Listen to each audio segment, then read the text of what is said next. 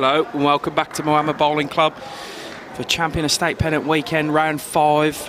We have the Frankston Bowling Club out of Mornington Peninsula against the Bendigo Bowls Club out of the Bendigo Campaspe Goldfields region. I'm joined by Sarah again, and this is the moving game, so it's the last round of sectional. Anything can happen here. One of 3 teams can go through this section 2. Yeah, for those following along at home, this is an absolutely huge game. We've got the 3 teams that are still in contention on the same green. So I think there'll be a lot of running back and forth from the team managers looking at the scores live. So to give a rundown through it, we've got Bendigo, who are outright leaders at the moment in the section. However, if they were to lose to Frankston here, then Frankston could go through. But then we've also got Ocean Grove on the next ranks over, and they're playing Newborough. And if they beat Newborough by a considerable amount and Bendigo lose, then they can also go through. So this section is very wide open at the moment. 100%. Have we got the updated scores from Ocean Grove in there now? Did they come through on Bowls Link? We do now. So Ocean Grove sitting with the highest shots difference in this section. So Frankston do manage to get over Bendigo. They'll put themselves in contention, but they're also going to need to find a lot of 20-odd shots to get over Ocean Grove. So yep. Bendigo in the box seat, if they win, they're through. Ocean Grove probably second in the box seat. If Bendigo happen to lose, they've got a far superior shot difference to Frankston. But Frankston, with a big performance, can really upset 2 of the more fancied teams out. Yeah, absolutely. And I mean, they've gone pretty well throughout the tournament.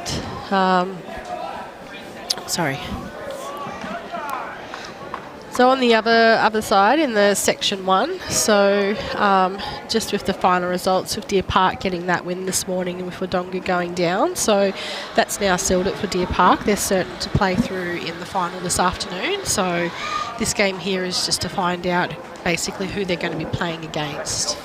Yeah, so for the rink for Frankston, we have Adrian Mack leading up for Stephen Wyatt, Gary Barnett and Michael Stange. And for Bendigo, it's Josh Matthews, Lee Manning, Grant Woodward and Andrew Brown, the skip.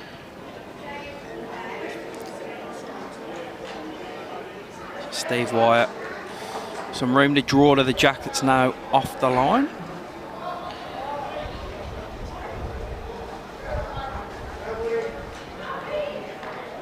Dropping up short.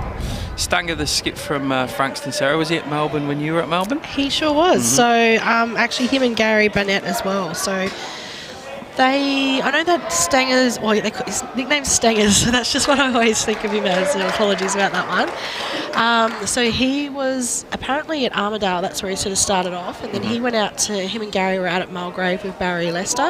Yeah.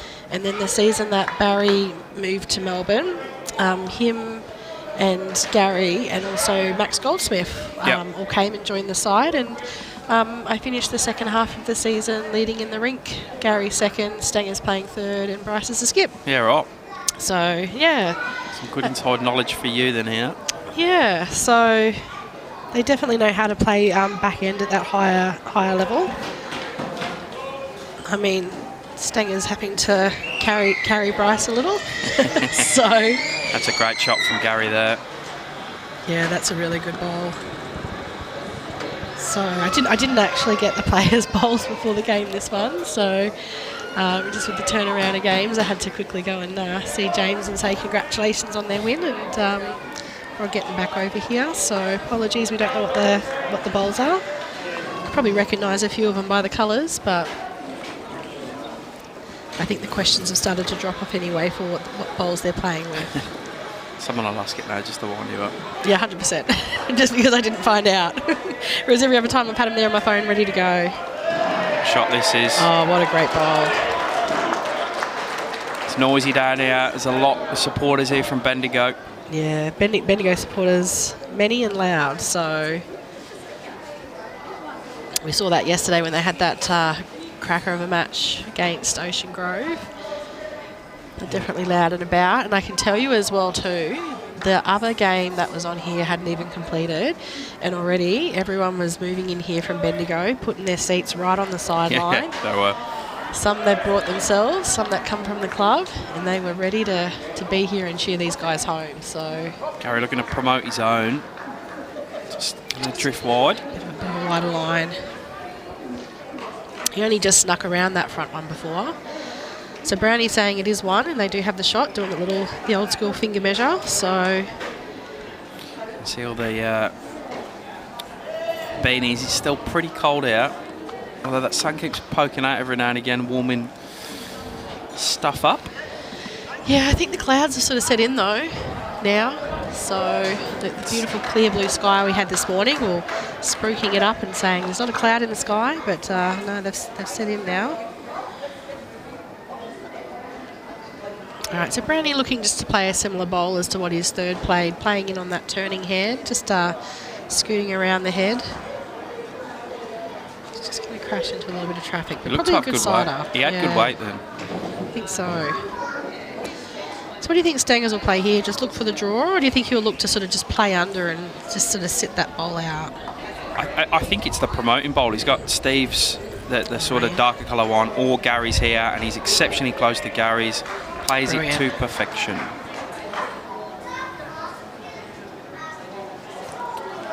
Great bowl. First end in as a skip, first bowling, just gives you some good confidence early, that. Well, it's just sort of setting the stage for what sort of game this is going to be, isn't it? So it's do or die for both teams. I think Brownie's one of the team there. I couldn't see because off camera, just pointed out they've got a back bowl there. So if you did want to play onto that one and spit the jack backwards, they do have a catcher. So and probably that's the direction the jack will go.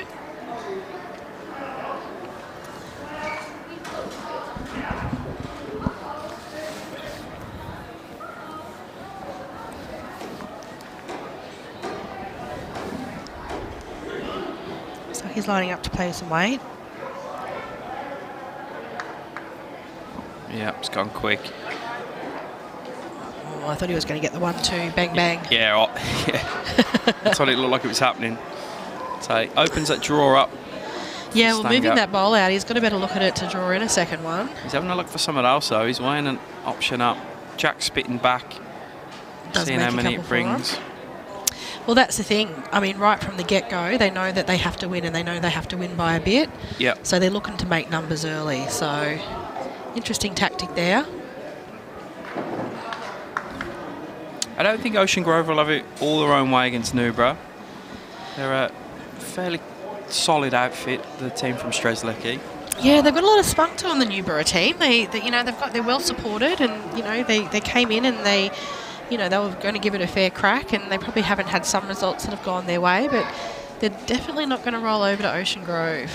He's looking even when you may not be in contention for it, you kind of like to walk away and be like, boom, we beat Ocean Grove.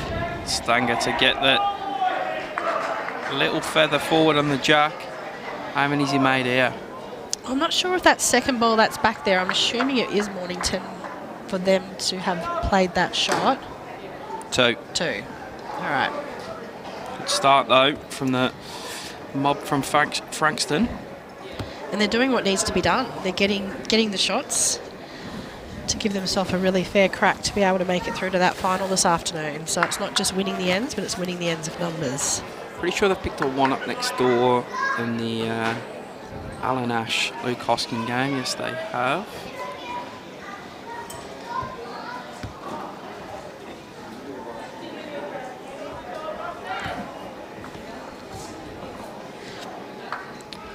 Bendigo picking a one up in the Burns Slawinski rink.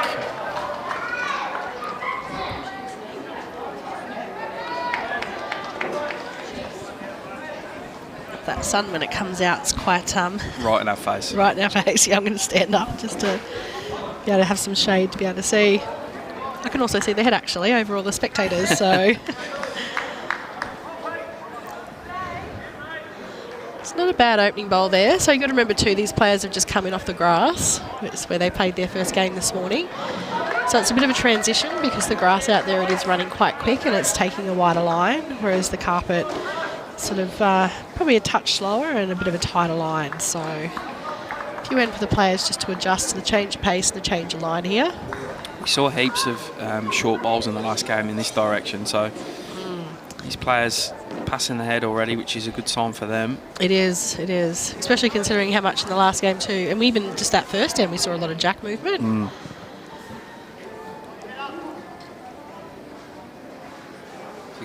So Adrian just chasing his bowl up here. He liked it out. It ended up in a pretty good spot. So you happy with them bowls as a lead? Exactly.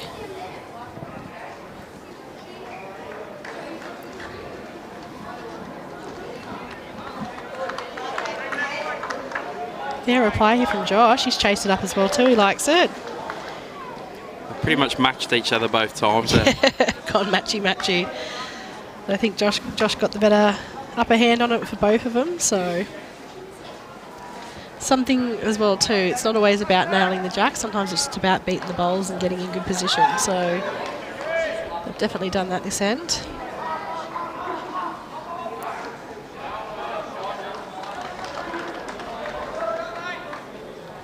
Just dropping that one a little bit short.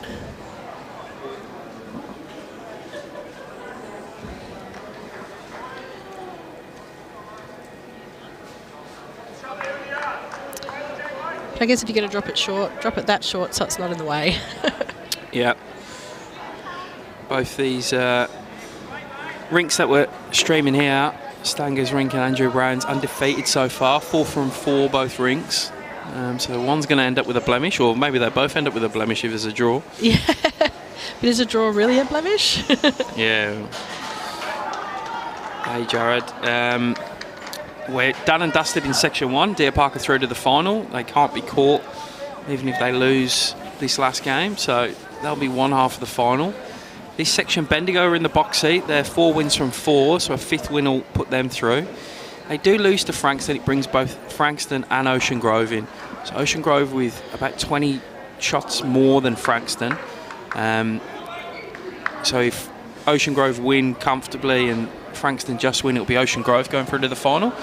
But Frankston have a glimmer of hope, a big win here, and either a small win for Ocean Grove or a loss for Ocean Grove, and they will leapfrog Bendigo and Ocean Grove into the final. So it's all on Bendigo. They win, it's game over. There's nothing here to talk about. But if Frankston manage to run them close and get over the top of them, a couple of different things that can happen. And Frankston have definitely come out all guns blazing, haven't they? Well, I spoke to him yesterday at dinner. I know the boys from Frankston pretty well. See him in a few tournaments I play in, and just do a lot of stuff around the peninsula. They were very happy with yesterday. They just lost to Ocean Grove. They said they were just too good for us, but we were real good in the next 2 games, and they had some confidence they're bringing in. I feel like they think that they're very competitive at this level, which they are, but they've got a point to prove just by thinking that as well. Well, that's it. I think the other thing as well is too, it's having that confidence. You're coming in with confidence, you're up and about, you're positive with your bowls. So, whereas Bendigo, they're coming in, they're on the defensive, they're the hunted, Correct. And if you didn't see yesterday, came from absolutely nowhere. They were getting thumped against Ocean Grove.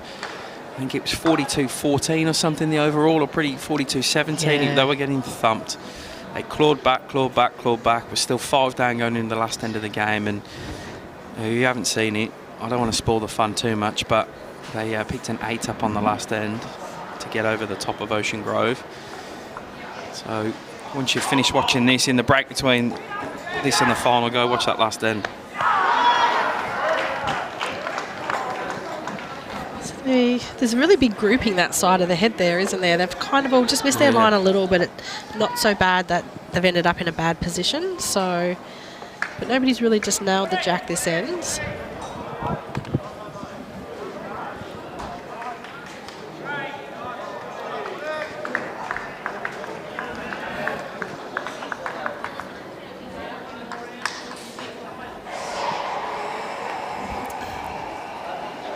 Like they like that bowl. Jeez, it's warm in the sun. I almost want to take my jacket off. Don't make that mistake, Sarah. I know. Goes behind the cloud, it'll be -3 again before you know it. Very classic Melbourne day. I'll walk away with a sunburn, I will, guaranteed. Yeah.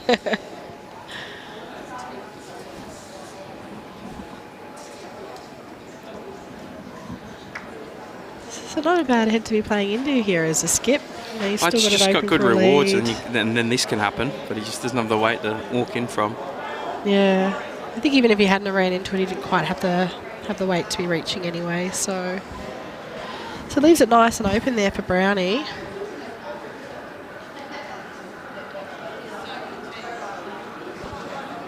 Brownie, as we know, he's the greens keeper at Bendigo, so Sure is. he's got a big job ahead of him getting the greens ready for the Commonwealth Games coming up. Yeah, plenty of work to be happening at the Bendigo Bowls Club in the next few years.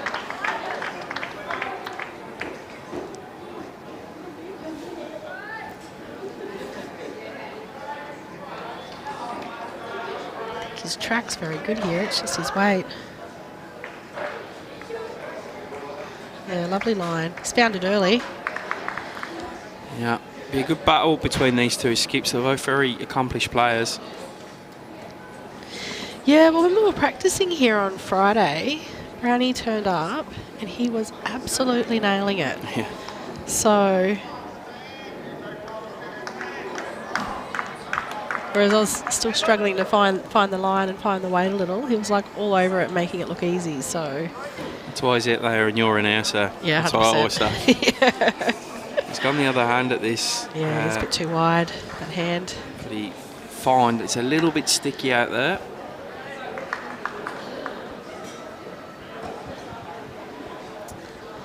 So still getting the hang of the players' bowls, but looks like Bendigo holding here. Is that the third bowl that's snuck in Yeah. there? Brownie's in the area here. He's in the area. Adds more. Two. Players will have a look at this. They're not sure themselves either. Had an early signal of 2 from the third from Bendigo. But they're going to do the right thing and get down a measure.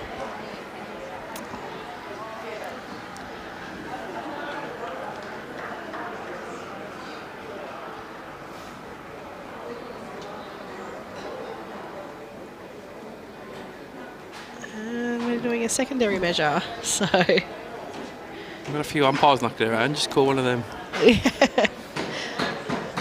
Oh, I didn't think that front ball was a contender, but there you go.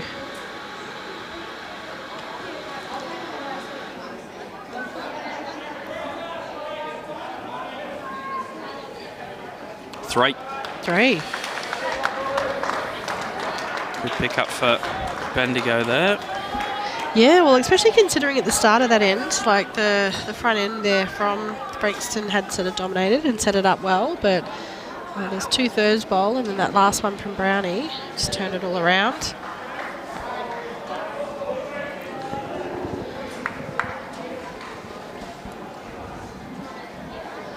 Got a bit of love for Frankston in the comments. We've got Caitlin sat there saying, "Let's go, Frankston."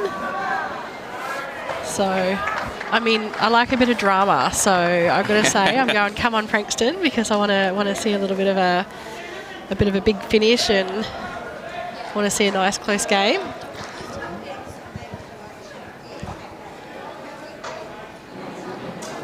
But as commentators, we are always diplomatic and on the fence and trying not to have any bias. We just really want to see a good game and to come down to the wire. So, Yeah, correct.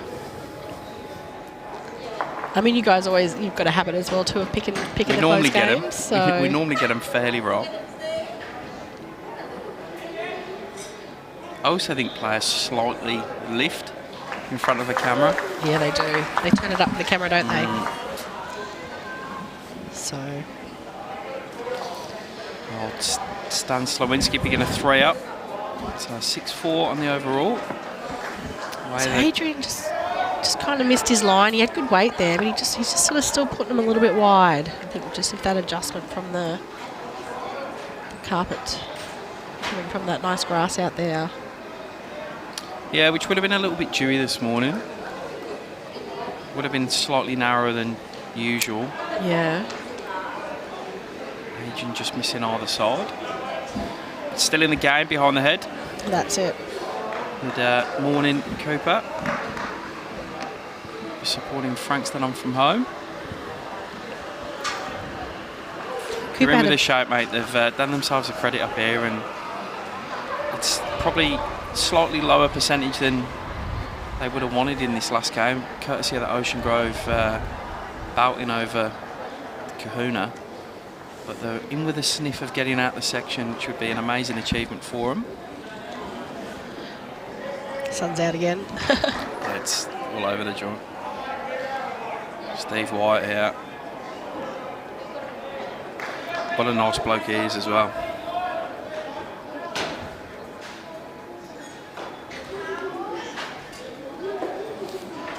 So is Frankston's uniform? Now it's usually blue. Blue. Okay. Blue, white, and yellow. But they're playing in their breast cancer shirts. They have a day every year. Yep. Where the whole club wears pink. They raise money for breast cancer, and this is the shirt they're all wearing today. It's probably a smart move, playing 2 days in a row. You don't have to wash your shirt or bring up, unless you've got 2 clean shirts to wear. So you're not seeing much of it though, because it's still pretty cold here at Moama. There's a lot of jumpers and hoodies on, but there is some pink you can see. Steve Wyatt has gone pretty good out. Just gets a nibble, he does. Yeah, made his correction.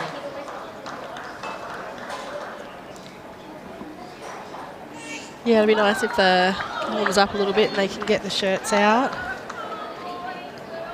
But yeah, what a great cause for them to support. What a great thing to do. I've been doing it for, I reckon, 2 or 3 years now. I could be wrong, could be longer, but yeah. I've definitely seen it for 2 or 3 years. And yeah, they seem to raise a fair bit of money, fair bit of awareness as well. Yeah. Cooper confirming it, the pink day.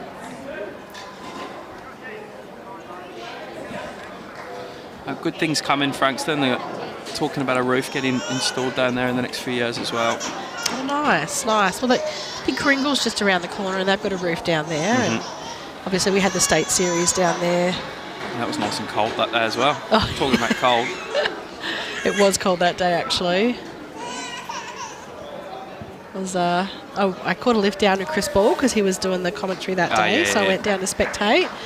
And it was a very, very cold day to be a spectator. Yeah. Another great shot from Frankston here. Gary great Barnett. Ball from Gary. Sort of, Frankston have sort of got it a little bit better going in this direction. Bendigo picked it up a bit better going the other direction. So yeah, so cool.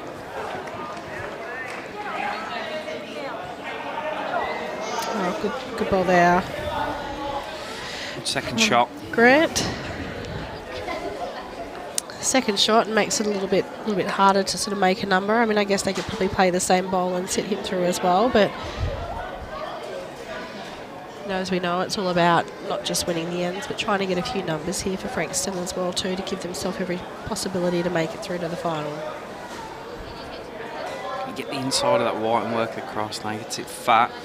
It's probably just slightly wider what he was trying to do, but his weight was sensational, Gary, there.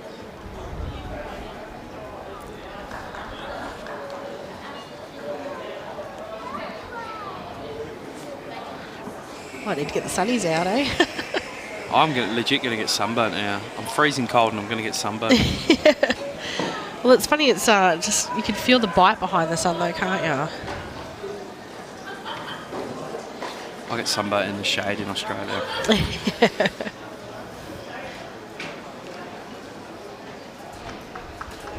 It's a tough shot he's trying to play here, Brownie.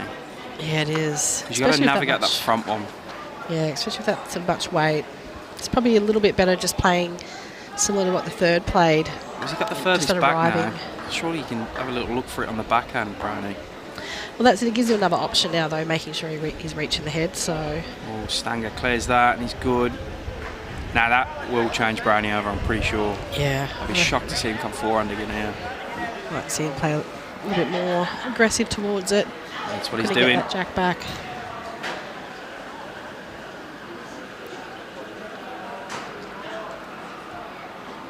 Got a beautiful delivery. Yeah, it does. Real compact. Just a bit Very narrow controlled. on this one, though. that hard little sort of swinging weight.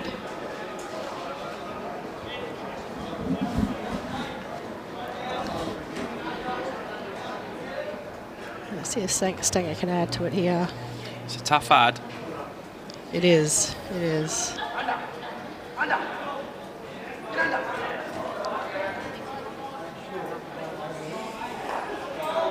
Oh, what a shot, Stange. He's got it. It was a very tough ad, but he made no mistake in doing so. He'd sort of played the line for it on his last ball. He was just a little bit shy on his weight. So 2 signalled there. I wonder if these guys have actually been listening to us and hearing about them not signalling what it is, because they've got their fingers right up, these guys. They're leaving us with no questions. Very clear with what the result is each end, so I told them to keep out the way of the camera earlier and where to stand and stuff, but I didn't actually mention the signal, but they're doing a good job. Yeah, they're all over it. So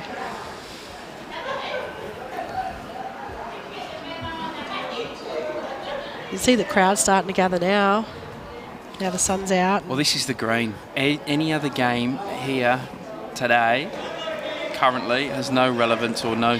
Well, it does have relevance, but it has no effect on the overall ladder. Yeah. Only these 2 games on this green, so everyone's sort of crowding down around. here watching. Yeah. Because you just know they're going to be crackers. The intensity is going to be huge. This is what you played for all weekend. It comes down to this last game.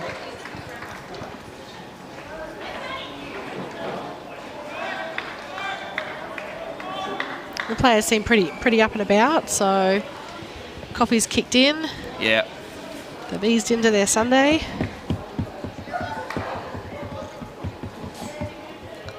Sunday bowls is good bowls.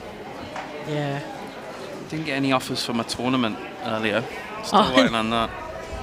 That's right. Shout out to the listeners at home if you know a tournament that is happening on is it the Coronation weekend? Oh, whatever they want to call it, yeah. Yeah. Whoever's birthday it is now. Coming up in a few weeks. Jimmy's looking for a tournament. He's going to bring a stacked team, FYI, so maybe that's why nobody put any offers in. Right. So, but yeah, shout out in the chat if you know any tournaments going on that weekend. So...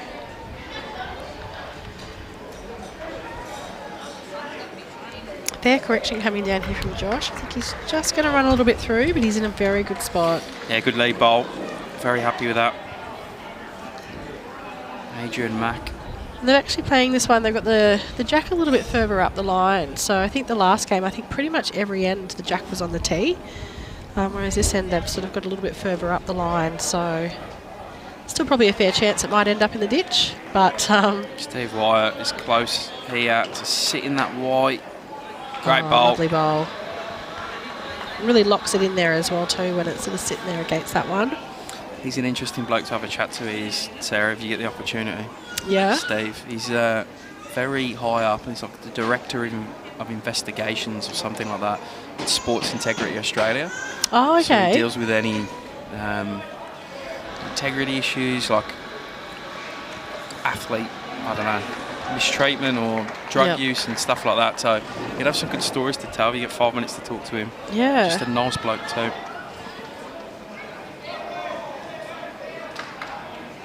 I thought you were going to say, from when I work in the electricity industry, and they have the distributors have investigation teams for like illegal consumption and stuff like that. So I got all excited and I was like, oh, my industry. So, but I'm sure there's just as many exciting stories from the sporting industry. So, afternoon, Nelson. Currently Bendigo, they're in the box seat to go through. They win this game, they're through. They'll pick up 5 wins and that'll be all she wrote in this section. But if they do lose, if Frankston do manage to get on top of them, which are just slightly in front at the moment, that brings both Melton and Ocean Grove into play. Ocean Grove would have the higher shots up, so they'd be next in the queue. But if Frankston get a dominant win here, they'll put themselves right in. Shane, it's a week too early. I need the week after. I mean, you can play that one too. Nah. I can imagine saying to my missus, I'm just going to play bowls for a weekend. Or a day, even a day over a weekend. Oh, she's ditching you to go to Sydney, so... It's true. Got to keep that one up your sleeve, maybe. 4-3 on the... And welcome Nelson listening to the live stream. He was the the star super sub this week up in the state champs week. There he was, wasn't he? So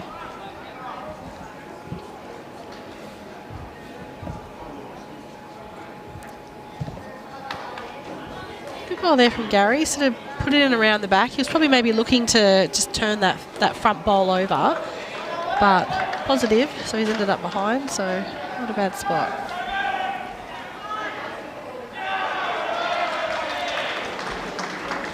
You can see the spectators there in the background going nuts over. Had a good bowl on that end reek there from the Bendigo players in there. Yeah, Steph Priest getting all the high fives.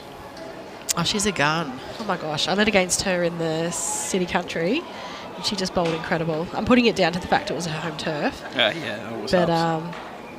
Even outside of that, she's an excellent bowler. So she came up through the junior programs as well too, I think. Yeah, she did. She's been around bowls for a long time. And doesn't she help with the junior development squad as well? Assistant coach for the under 18 state side. Does a great job. Yeah, it's heat today for sure, Nels. Gary just not having the truth. This one? Just ish maybe. Yeah. It's a big applause from his skip, but it's hard to tell on the angle we're at. I mean, it's definitely within range to be promoted, so...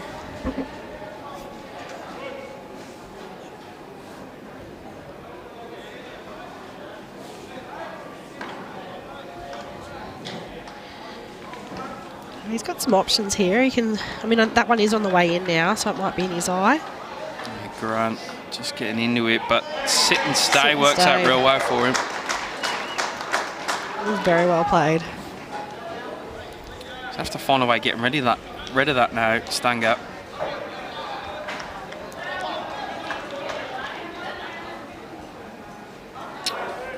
I did see the Denny one, Cheryl, actually. It might not be a bad shout.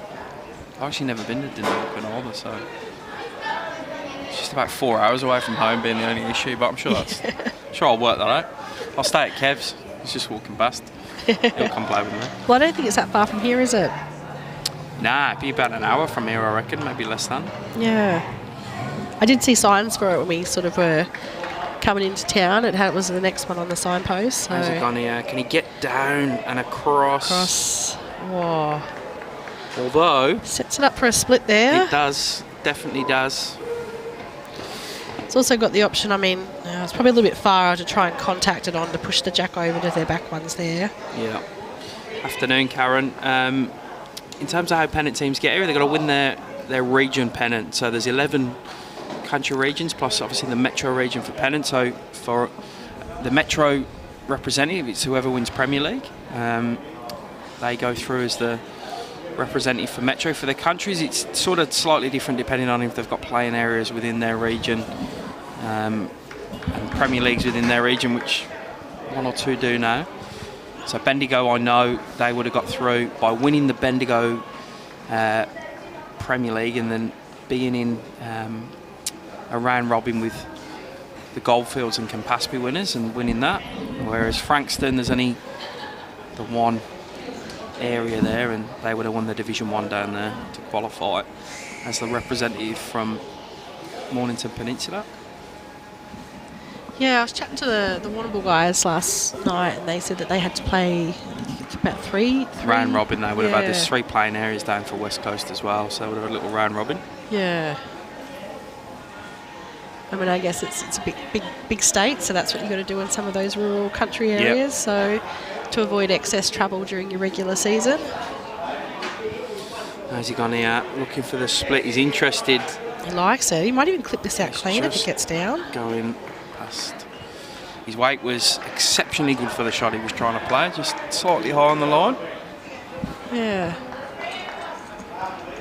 So looking like just the one here for Bendigo at the moment, but you know, that's all they need. They need to keep the scoreboard ticking over just to make sure they win in the ends and staying in front to protect that lead that they've got within the section.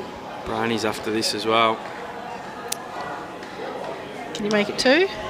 Yes, he can. Oh, what a bowl. Falls back in as well. Gets a couple of high fives. Gets a double high five. That's why he's the unbeaten skip. Playing bombs like that. Yeah, picks up a good couple. 5-4 in front on this rink. Evens us up on the overall as well, 9 apiece. How fantastic are the Bendigo beanies? Yeah, they're great, eh? Yeah, I love it when clubs do stuff like that. I'm pretty sure they would have come via Luke Hoskin. He owns the Jack Eye bowl shop in Bendigo. Yep, okay. I know he was talking about, I was with him last week at State Champs, and he was talking to one of their members about some hoodies he was ordering, and so I'm sure he had something to do with it. Got the hook up. Oh, well, if other clubs are interested in getting something similar, they know who to reach out to. Yeah. So, especially being that we are in Victoria and you have days in summer even like this, so. My head's too big for a beanie, I've sort of noticed. So I never sort of bowl. Just kind of looks like I've got a balloon on the top of my head. Massive head. Great starter there from Josh. He's nailed it. Coming back in this end where they've sort of been scratching to sort of find it. We even saw that in the earlier game. So it's a very, very good bowl. Adrian's hunting here, Sarah. He's hunting big Certainly time. Is. Just going to cut. Good stuff. Knocks it off. It up. Gets an unfortunate result for him, not to just drag it clean or sit the bowl out, but he's made it more accessible. Opens it up for his next one. And everyone coming behind him.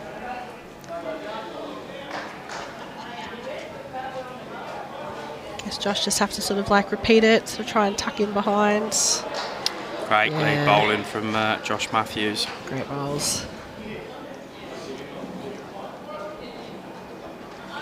So I guess really we probably, maybe do we need the updates from the other rinks for this one, knowing that Section 2 sort of put away and that... No, we'll still get him. Tony's still get him. He's out there. I can see him walk around with his phone with a confused look on his face, so that means he's trying to work something out. I reckon it's 9 apiece in the Ocean Grove Newbury game. It's also on this screen, and he'll text me through some scores shortly, which I'll read out.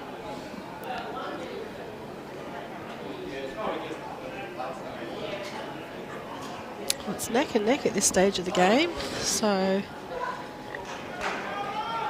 Yeah, my tip for this game was that Frankston would run them very close, and anything could happen in the finish. All right, some score updates. So Lakes Entrance lead Deer Park 12-8 after 12. Okay. Reminder that Deer Park are through to the final, but I've rested a few players as well, so an opportunity for Lakes to take a pretty decent scalp there if they can get that. Wodonga lead Shep Golf 11-8 after 13. Warrnambool lead Victoria 14-2 after 9. Arradale lead Kahuna 19-8 after 11, and it is 9-7 to Newborough over Ocean Grove so far. So Newborough up, are they? Newborough in front. If it stayed that way and Frankston had got one more shot and won the game, they would. No, they need to win by 5 to get over the top of Bendigo, don't they? So, well, I've got to keep up with all these moving parts. Yeah, there's a lot going on. So this is how we like it. This is what they do in English football. They get all the games to start at the same time, and then there's all this stuff going on at the different grounds. And randomly, you'll be watching a game, and the fans just start celebrating, even though nothing's happened because there's been a goal in another game. That's great. That's what sport's all about. I love it. I love that we're comparing bowls to English football as well too. It's fantastic. So Stephen played a really good bowl with his second shot there. He ended up in a good spot. So play something similar, his skip will be pretty happy. Would have been nice just to get a second one in the head there, so maybe they could be a little bit more attacking with it, but at this stage it probably is just a draw they're looking at. The rink next door, they're up and about, the Bendigo boys. They've got the mat, so there's a lot of encouragement, a lot of high fives, you know, they're talking. 4-1, Luke Hoskin picks another one up next door. And was it the Hoskin rink that was on the live stream yesterday? Sure was. Yeah. Came from nowhere. Yeah, I think they were 17-2 down when I jumped on. Well, I saw you walking past looking for something to do, and I went, this game's done already, I'm out. I got some other stuff I need to do. And then I missed an absolute ripper of a finish. Yeah, it was tough here being a Caspar, like the roller coaster of emotion that was he was going through. I mean, I was nervous by association. I was like, I can't watch. He's like, I can't watch either, and I'm like, well, one of us has to. Yeah.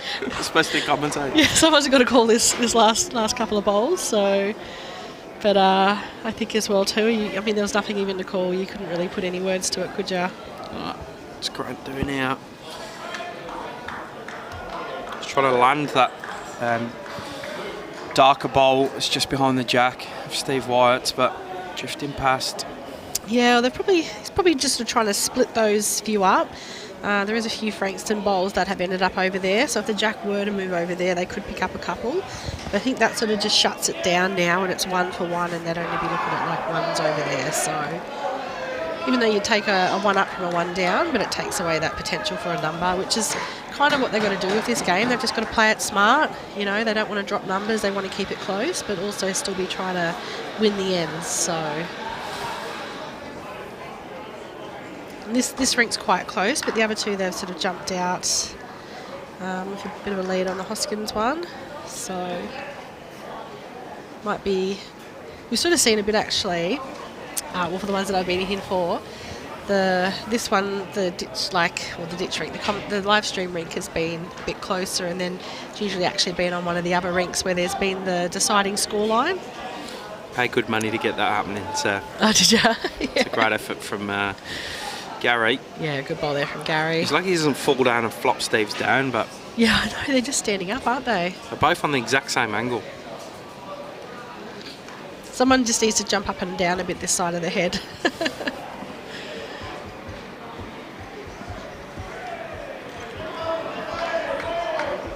It's actually getting really crowded around this green now. So we've got a table next to us, and nobody's been there at all the last day, and today it's absolutely packed with people. We've got the coffee machine here. The girls have been working very hard. And there's been a constant line up all morning, I reckon. So very, very busy with the spectators. So I think it was the most dedicated spectators who were here early, and now everybody else is turning up. So Just grabbing any viewing point. You'd be better off going into the warm clubhouse and watching it on the big screen, to be honest. Well, that's it, and you've got us on the commentary, so correct. Even better. But no, I just can't even see many empty seats at all. A lot of people have done the right thing and brought their own as well. Just holding, getting sticky out there. It is. I'm just not sure on that hand that he sort of would have, they've got second shot already, so he'd probably be looking for the shot, and I just don't really see it on that hand. You sort of got to navigate around that front white one. You're kind of looking to play that for perfect bowl, whereas on the other hand, you can sort of play it, and if you're a little bit tighter, you can work in off that front bowl. And high percentage, huh? Yeah, I think so. But everyone sees it differently, and you play the shot that you're confident to play. And again, we're here. So yeah, Brownie just holding past. So I think that was it was a Frankston one that did come back there, but again too, I can't see the number there. Has changed his hand. I think he's too wide though. He's trying his absolute hardest. He got his weight superb. No dice. Just was a bit sticky out there for him, so. Good wonder. Frankston. They were holding. Were they? I thought it was that white ball. Yeah. Camera angle does for us then. Well, they're leaving this one up at 5 apiece.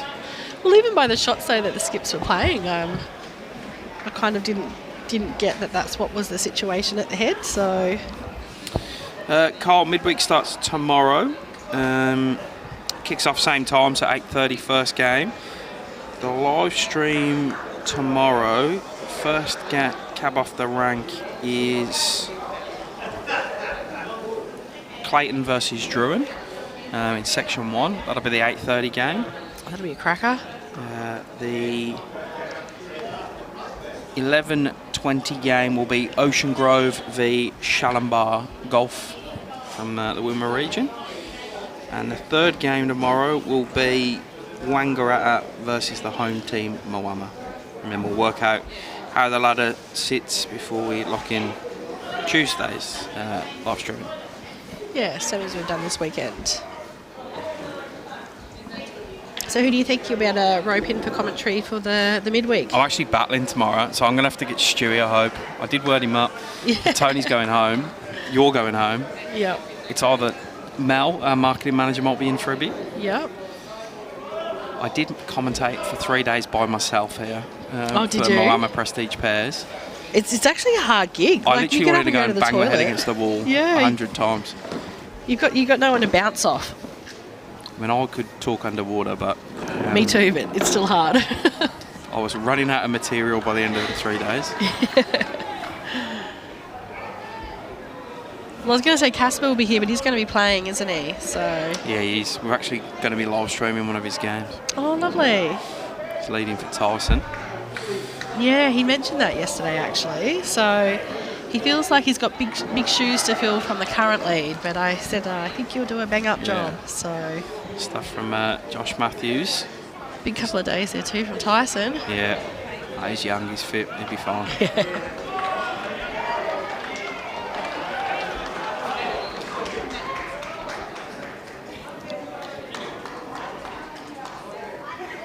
Great ball here. Skip signals, he's got it, so very good ball there from Stephen.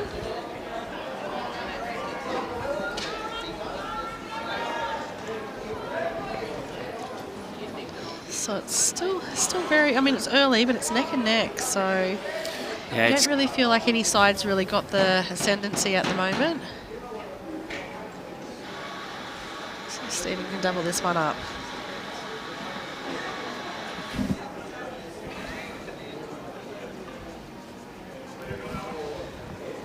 Uh-oh. Be 1-6 Yep.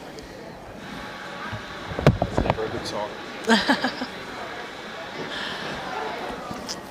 Jimmy's got the call up from the umpire, so maybe a bit of drama going on in the background, who knows? So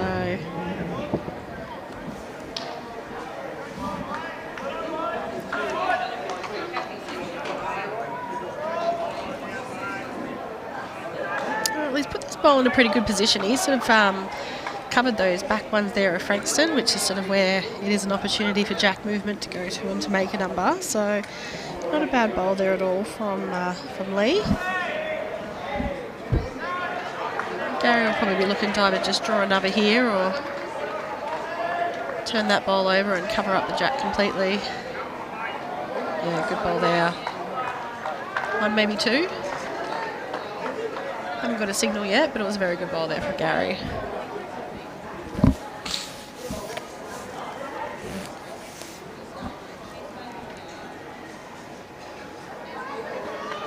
So very exciting with the midweek pennant then kicking off again tomorrow. I believe there's 4 teams who are doubling up from the weekend to the midweek, so we'll probably see a couple of players doubling over.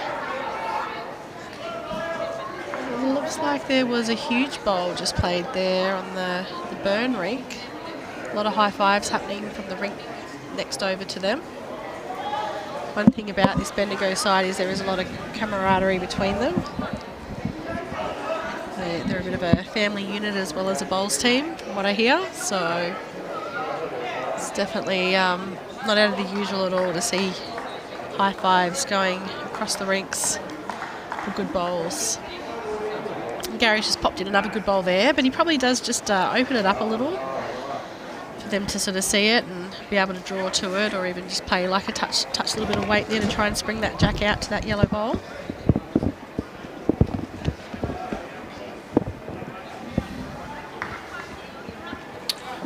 Jamie, last update I got on Lake's entrance, they were just in front of Deer Park, 12-7 after about 12 ends.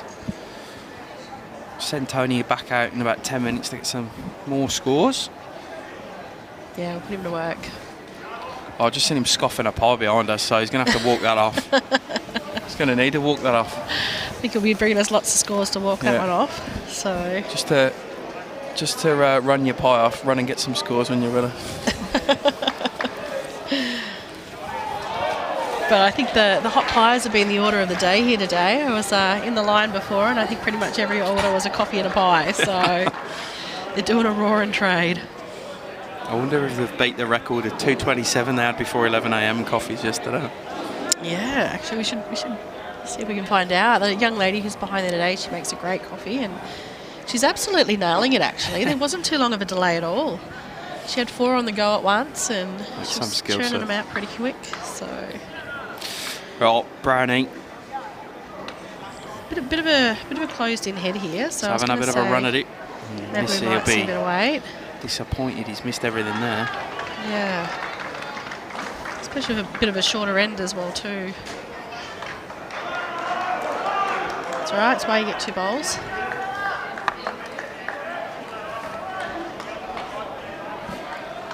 There's a substitute happening in the rink next door, which is why I had to just go and approve it. You see the big bloke, he cannot move his back. He's just gone down to pick his bowls up and nearly had to lie down on the floor to get him. Oh, wow. So just sub on the lead next door. You can see him walking off the back of the screen there. He looks in a little bit of pain. Bryony getting a bit of everything, but... The one putting the mat down? Nah, for Frankston. Oh, for Frankston. Yeah. Okay. Well, that's no good. I reckon that was a 3, but I'm... For this end? Yeah, it looked like they were holding a 3. Just waiting for him to update the scoreboard.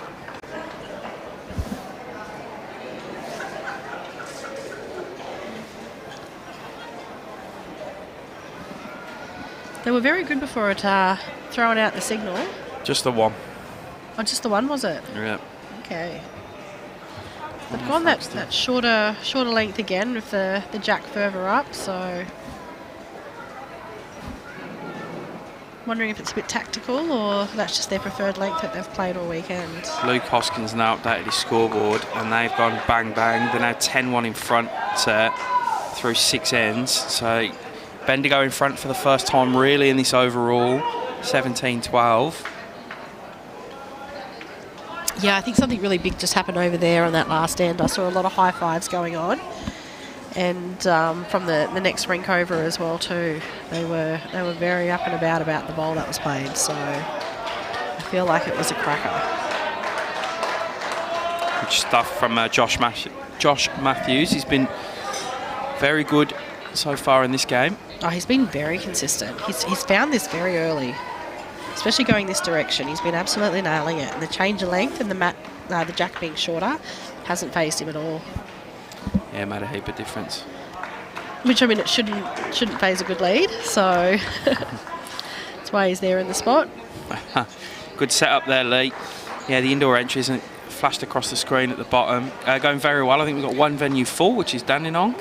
Brighton was exceptionally close to being full in the men's also, and then still space at Kooringal and Pakenham in the Metro and Moama and Warrnambool for the regional. And then the women's, Sunbury was about 3/4 full. Narry Warren was also 3/4 full, and a few entries left at Traralgon. We will, if the entries dictate, can open up other venues, but it just works perfectly well with the amount of qualifiers that we have. We have 6 venues for the men, and we have 12 qualifying spots available. We have 9 qualifying spots in the women and 3 spots, so it's just a nice, easy maths. But yeah. So 3 from each for the ladies and 2 from each for the men. Correct. So that's a terrific bowl from Steve. Yeah. Our entries have skyrocketed in the last 3 years in the indoors, which gives us more spots available. Yes. We won't be streaming, Lee, unfortunately. I need a weekend off, I've got to be honest. Now, well, I think because it's a qualification really as well too, so you kind of want to keep your streaming events for the the big events sort of thing. So I have a feeling there might be some change coming in the indoor in the future, but we will see. Ooh, you must tell. Tell me after when we're off the stream. No, I actually don't know what's coming, but I just get a feel that I know I've been pushing for some form of change to it. Yeah. Well, it was an interesting format that they had last year, so they obviously didn't run the year before because of COVID. Doubled it up. Yeah, so they doubled it up and doubled the prize money, so that was really lovely. Regardless of if there's any change at a BA end, I think we'll make change at a Victorian end. I think we'll actually go to more of a, yes, we'll give you the qualifiers at the 12 and the 9 or whatever it might be next year, but I think we're going to try and crown an indoor Victorian champion, and we'll throw the 12 men qualifiers in with the 9 women and have a sort of tournament through there with prize money, and that's when we'd probably look to stream and stuff as well. But oh, that's awesome. I love that. But I also have a feeling there's change coming higher up in that event, but we'll see. Yeah. As there's a new CEO and stuff at World Bowls, Neil Dalrymple, he'll look to do what he can to increase the participation in that. So Tony dropping some scores in the comments there. Well, Lakes Entrance are 17-10 up now over Deer Park after 15. Shep Golf and Wodonga in a bit of a classic 13 all through 18. Effort again there by Gary.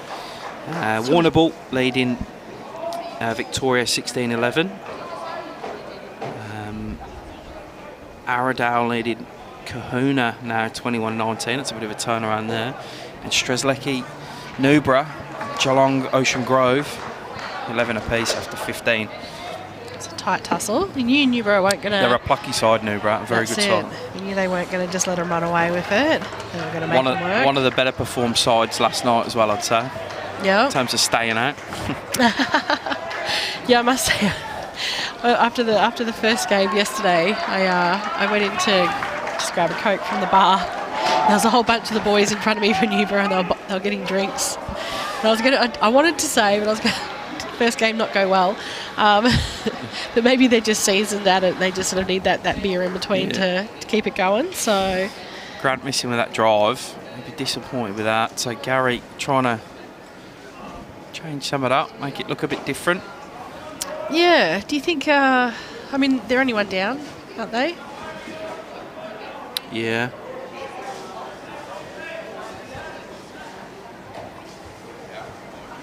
Maybe they're just trying to force the Frankston guys to have to play some cover bowls instead and get them out of the head and just keep the deficit to 1, or... But do you reckon for the indoor, because the entries have gone up a lot in the last few years, do you think it is the fact that you've opened it up to having regional qualification? 100%. Yeah. Like 110% even. Giving people that flexibility of choosing a venue. Like I know as an example, someone from Frankston, Traralgon, we usually have the men's down there. We flipped it to the women's this year, just make some change up. And he said, because I don't mind it. He lives in Traralgon. He goes, I'll go to Kringle. I've never been there. It'd be great to go play there, do something different. So, but yeah, definitely open it up more has increased the entries. Our entries are the highest in the country now. We have the most men's qualifying spots. We don't have the most women. New South Wales still pick us just slightly to that one, but we definitely have the most men's as he kills that one. Yeah, it's one that I usually do. It's actually a funny story. So when I first started bowling, I just entered everything. Yeah, as we all do. Yeah. Absolutely everything. And I entered this indoor qualifying, but I didn't know what I was entering. I just turned up to play. And actually got through, and they're sitting there afterwards and they're like, yada yada, you got to do this, that, whatever. And I'm like, And then I walked out of there and I messaged my friend and I was like, can you explain to me exactly what just happened and what I've qualified for? Because I have no idea. I'm not going to go to tweet heads. Yeah. So they explained it to me. So it's always been a bit of a favourite one of mine. And James has qualified a couple of years as well too, and I haven't got through. So I've got to get the trip up to Queensland. Yeah, cool. So... Yeah, it's make a bit of a holiday of it as well too, because it's up on Tweed Heads, Coolangatta, which is a beautiful area. It normally leads in well to the Oz Open for a lot of Victorians as well. It's the week before, gives you some singles practice. It's good fun. Yeah. All right, Adrian Mack trying to lead off here.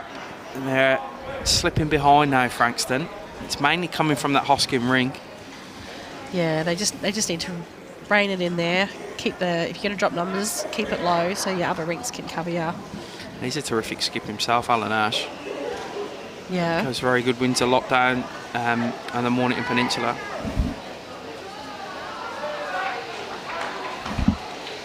So they had the dead end here, and they've elected to send the bowls back and replay it in this direction. So, good afternoon, Bruce. Hope you are well, mate. Josh absolutely nailing it again, going in this direction. So,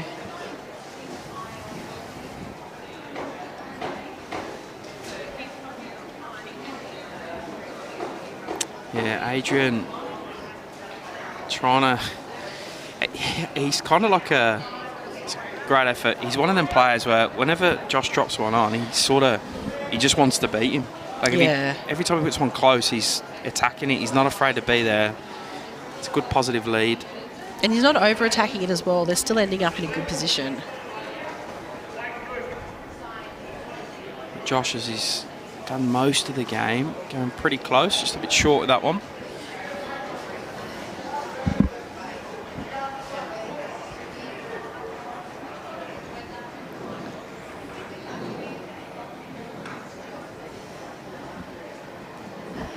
So Stephen's been bowling very well. He's often been getting the shot or getting bowls in the head and in the area. So maybe I'll put the commentator's curse on him with that one. Sorry, Stephen, I apologise.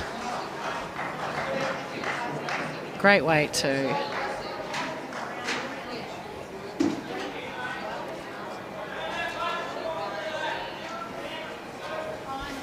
So I think now with the sun sort of coming out a bit, it's not quite as cold out there as what it was this morning. And it will be starting to warm up underneath the dome. So players are up and about and moving around. There's quite a few chasing their bowls down, so that definitely gets the heart rate up. 100%. So gets the steps up. Lee just overplays that one, so if Steve can find the correction, just needs to drop his line down a little bit. Do you think Adrian's holding here, or is it that bowler Josh's? I can sort of see it when all the spectators stop walking past. Visually, it kind of does. I think it's the Jack High bowl, or just behind Jack High. I think it might be Adrian's blue bowl. Yeah. Oh, he's played this quite well. I think it's going to hold up and get that Jack. Yeah, superb shot from Lee. Just back How far does that Jack go back? 2-bowl plan. Plays it to the one he just put there earlier. Does it go back far enough? I think it does. The yellow will count of his previous one. Yeah. Just stood up and had a look, and it looks like it is that yellow bowl behind. I think that blue bowl is just a little bit further out than.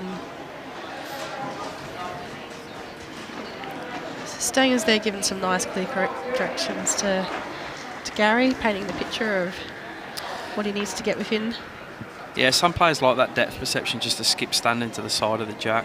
Yeah. Just to give him a bit of a visual on the depth.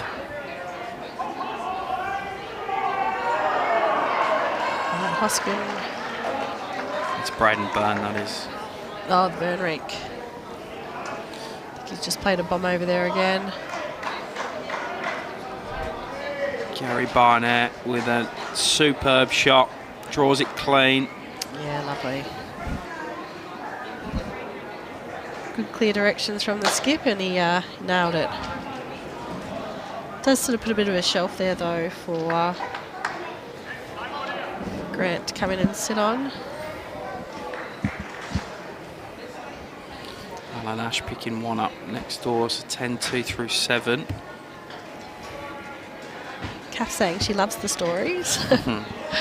It's hard sometimes just to sit here and talk completely about every single bowl goes down, especially when you're sitting there watching them yourselves at home too. So it's always good just to put in a little bit of banter and talk about things other than the bowls that are on as well too. I certainly, when I'm at home listening to the live stream, I like to hear the stories. Shane with a very good point. We'd have no grey hoodie man if we had no stories. Exactly. He was the find of the Vic Open. Literally.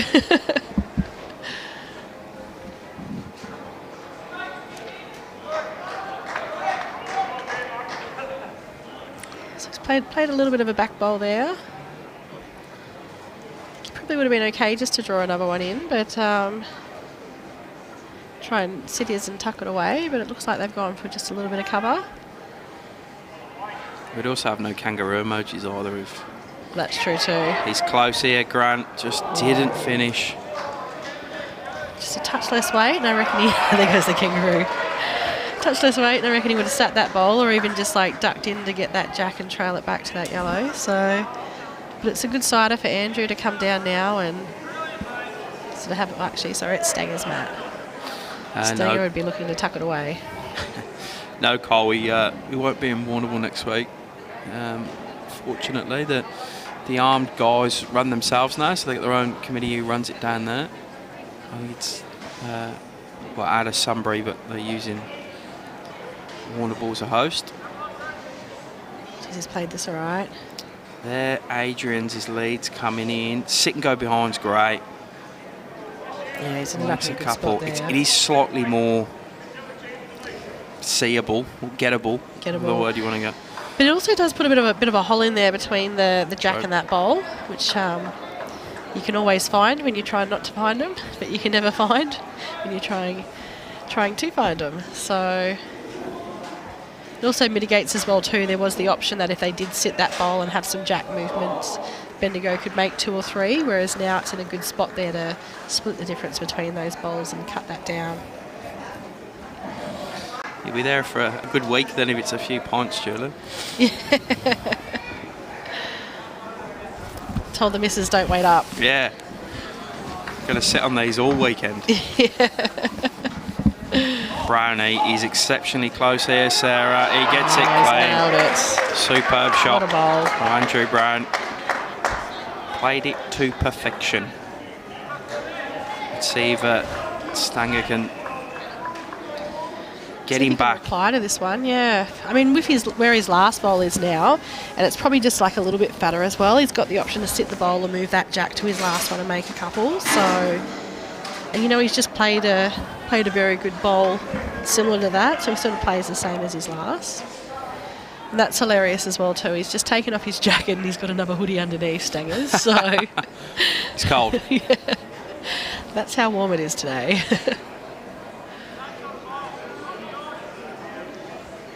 Jan Morden saying shot Brownie. No, Stange got out. He's not a million miles away. He's got to start coming back towards this yellow bowl now, which he does. Stange, can he get it down and through? What an effort. What an effort. He even gets applause from his opposition, Skip Brownie. Don't think he's made the shot, though. No, I think it sort of just fell away. If it fallen in, then I'd favour him, but I think it just fell out, so a bit unfortunate there. Cracking effort. Another foot away and he was golden.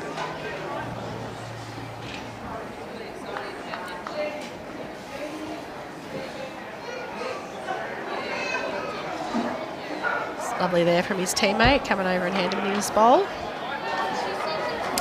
Something I always like to do for the skips on the other rinks, because I feel like everybody else in the team gets their bowl picked up, but rarely does the skip get theirs picked up. So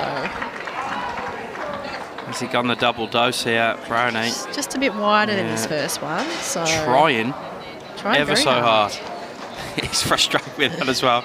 See that scrunch of his face and the slow clap to himself, but his first one did the damage. It was 2 down and drew the shot.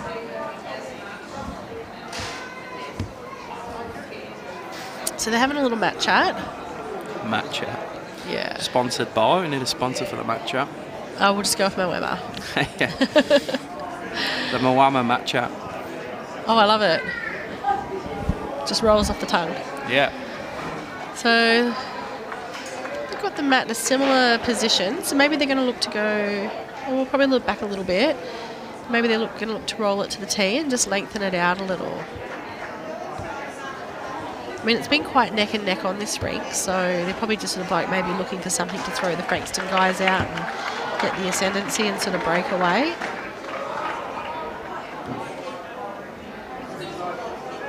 I mean, that Hoskin rink at the moment is well up. I think they're 211 now on 7, but you still want to be giving them that backing by having your own rink getting a win in case that one comes back.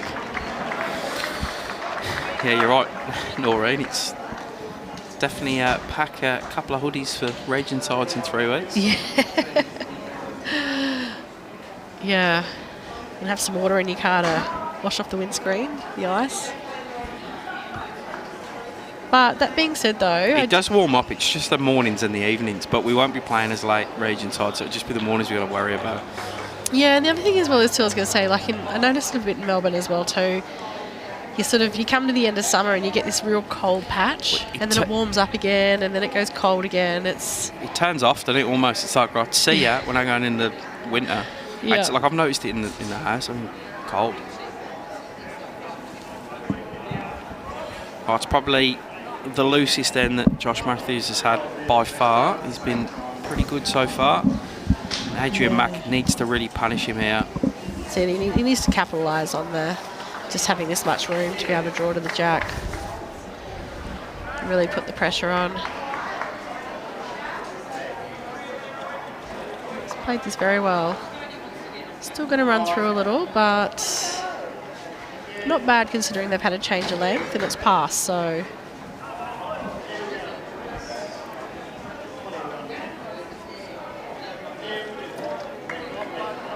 So Lee's been probably a little bit underrated on this rink. He's played some pretty good bowls, but I think it's the first time he's sort of really got on the mat with the pressure on. Probably had good weight if he got around that one too. Has had the luxury of an armchair. Good consistent lead. Geelong have kicked. Geelong, Ocean Grove have kicked in their game against Newborough. 23-12 up they are now. So there will be half an eye on this game and half an eye on their own. Yeah. They'll be urging Frankston on. So if Frankston do get in front of Bendigo, it opens the door for Ocean Grove to make it through to the final.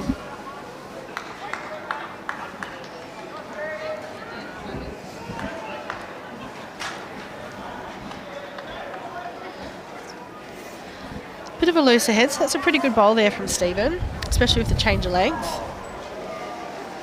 He's ended up in a pretty good spot.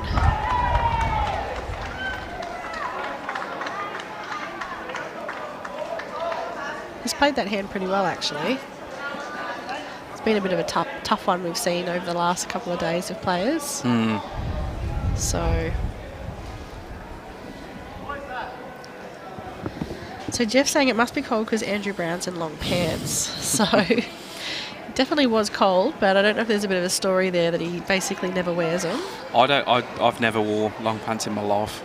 No, not when you're bowling? Nah.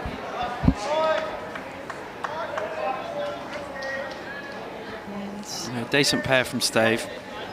Best of the bunch so far. Yeah, it's been a bit of a looser head this end, and I think those sort of short bowls on the way in, I mean, even then too, they're not that short. You can still go around or under, but kind of in the eye a bit from the guys, so probably holding a couple.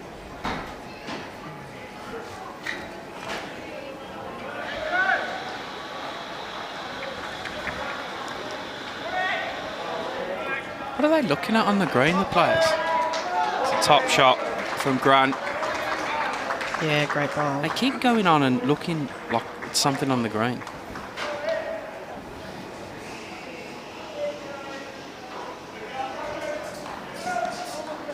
Not sure.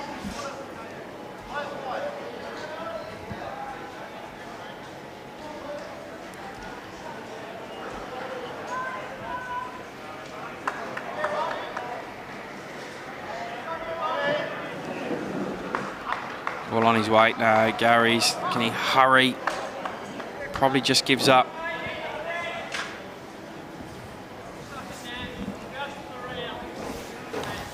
Not a bad sider, though. Well, there's one person who won't be cold. The president of Bendigo, Jeff Briggs, in Dubai. Yeah, it was... mate, one for the ages, that one. 100%. They came from nowhere. Wow, what a bowl. Top stuff from Grant Woodward. That's two perfect thirds bowls. Yeah, he managed to navigate around that shorter one of Gary's and just thread past it. Looks like Deer Park have turned it around against Lakes Entrance. 27-22 up now. Ovens and Murray and Shep Golf locked in a tight tussle still. 18-16 is Shep Golf. Also tight in the Warrnambool Victoria game. Warrnambool with a heads just in front, 19-18. Kahuna are now in front of Aradale, 25-23. And as you can see, and mentioned earlier, Ocean Grove have kicked on against Newborough 23-12 through 20. It's a bit unlucky there for that second bowl of Gary's.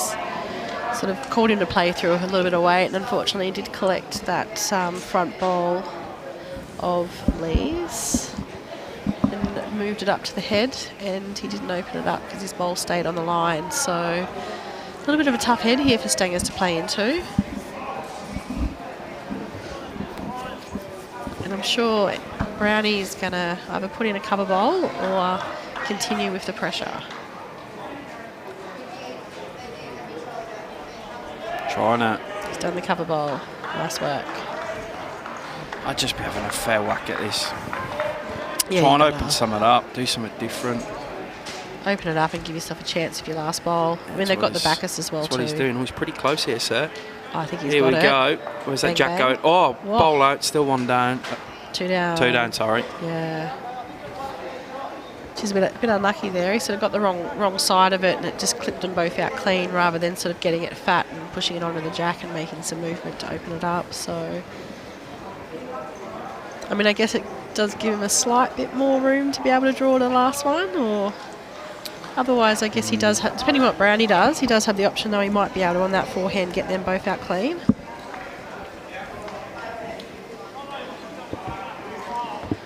Let's see first what Brownie does to see if we can change this head up, get another one in there.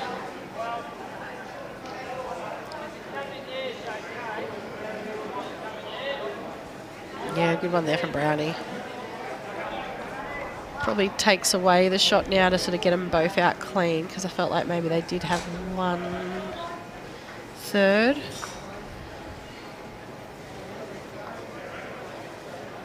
So I'm wondering if he's just going to try and draw it himself on that hand, because we know it is getting a bit more turn, and we've seen from the other bowls that you can get around those and get to the jack. So he's just got to back himself to play the shot that he's most confident with, that he thinks he can get it.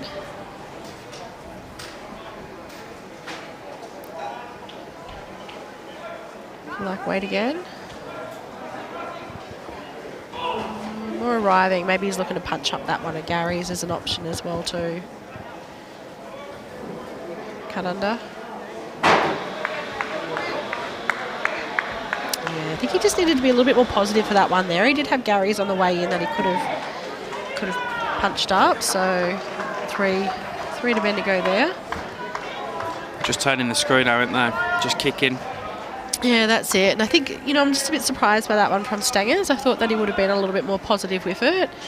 There wasn't really any, it was going to be tough to sort of dead draw it, whereas he did have options of a bit more weight, punching up Gary's on the way in, getting around, sitting like either of those side bowls just to sort of cut it back. So, I think maybe that could be a little bit telling in the scheme of the game of how it's going. So for anyone who's just tuned in, if Bendigo get the win here, they're through. However, if Frankston are able to get over on top of them, then it will come to a 3-way shootout, depending on shots up, between Frankston, Bendigo and Ocean Grove. So then on the other side of the section, we've got Deer Park. They've won 4 games, so they are now through.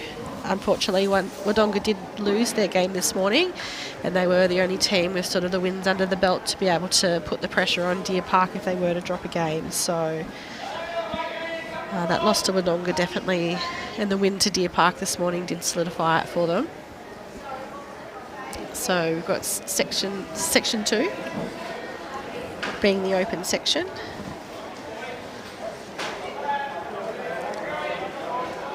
Apparently it's 36 degrees in Dubai. Thanks, Jeff. Things we didn't want to know. So Divide that by 12 and it's about what we got here. yeah, literally. So Josh just nailing it again. So he's put a lot of pressure on Adrian. Yeah, and he's been very impressive. Yeah, he has. He's really been setting this Bendigo side up. Oh, Adrian, though, gets the jack. It's a jack. Said that he just reply. doesn't. He just attacks when Josh goes good. Yeah, does he not normally lead? Does he normally play a little bit more back end? Because he's positive straight away. Yeah, he is. He's a very attacking lead. So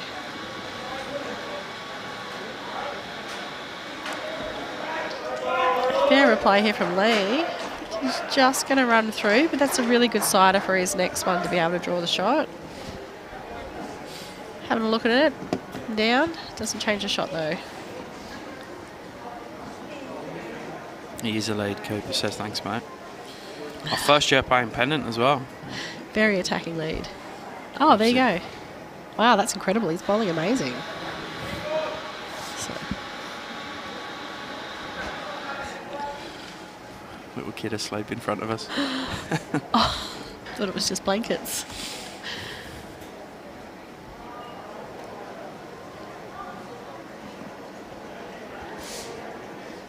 Talk about front row seats though. Yeah.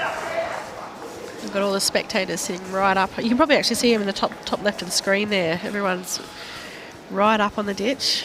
Very, very involved with this game. So the final for weekend Pennant is always well attended, and one of the main reasons behind that is you get all the people coming in for midweek Pennant starting tomorrow. Yep. Say, well, I'll nip in. We'll have an hour of a roll, and then we'll get a beverage and watch the final. And usually, I mean, it can get cold, but usually it's well supported. Yeah. And especially with, if Bendigo do make it there, they've got quite a few people here. I reckon all the Bendigo are coming. The road will be very busy in this direction. Yeah, get up here. You'll make it in time. That won't kick off till about 2:30, 2:45. Yep. The final is still 15 ends per rink, but no time limit on that one. So, Yep. and we lost a couple of ends in that game yesterday, didn't we, to the time limit?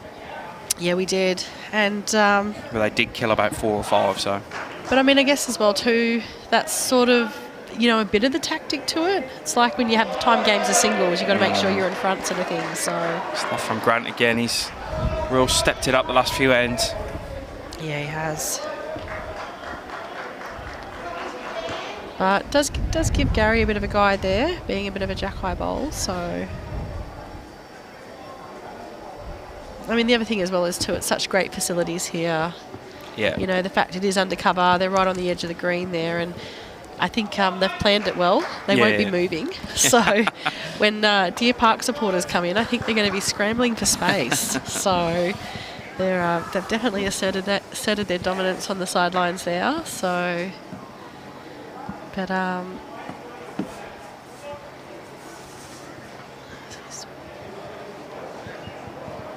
going to say he was playing a cover bowl here, but he did have really good weight to be able to draw it. So maybe just being a little bit cautious of that one on the way in now that they've got the shot. So it's funny, you throw caution into the wind when you're holding, but if you were down on the head, you wouldn't mind because it's shot anyway. So if you run into it, well, at least it opens it up. It looks like here Gary's going to do. I think that's rolled it over enough for shot. Gary doing what Grant was avoiding. Yeah.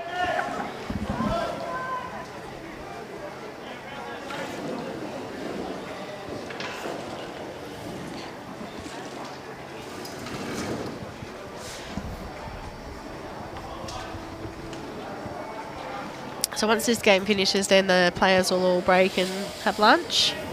Correct. And then we'll be back out here for the final. So what do we... what time do we start this game? 11:30? Well, I think it was supposed to be 11:15, but we didn't... 11:30, I reckon we got started. So yeah. we finish at 1:30, we'll be back. Why does that not seem right in my head? No, because you've only done 2 hours, 11:30 to 1:30. Yeah.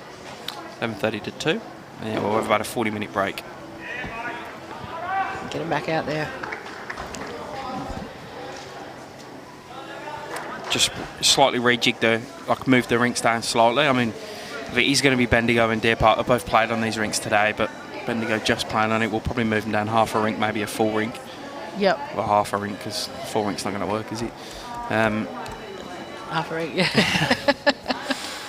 It'll work for one of them, but it won't work for two. It's all right, we knew what you meant. Kev's slightly stressed about a light that's not working somewhere, but we'll be finished by 5 5, R5. And Oh, for sure. I mean, they'd have to kill a lot of ends for the lights to be an issue. And, thinking about Tate and thinking about James, neither of them are big drivers. I don't think Casey's either. They're pretty slow, though, Tate and James. They always seem to take a while for them to... It's always them left on. Yeah, Casey's drinks usually is off first, so... What happened there? Stangers, I think he drew a second shot on his last. I'm pretty sure it's 2 there to Frankston. Brownie's shaking his head as he walks away. Yeah, he's having a bit of conversation with himself on the way past, so... But, it's 1 end of 15. So we've got Penola Bowls Club watching from Penola's Bowls Club. So do you know where that one is, Jimmy? No. No, not in Victoria? Don't think so. Could be wrong, though. No, I haven't heard of it in Victoria, but maybe they'll give us an update and let us know where they're located.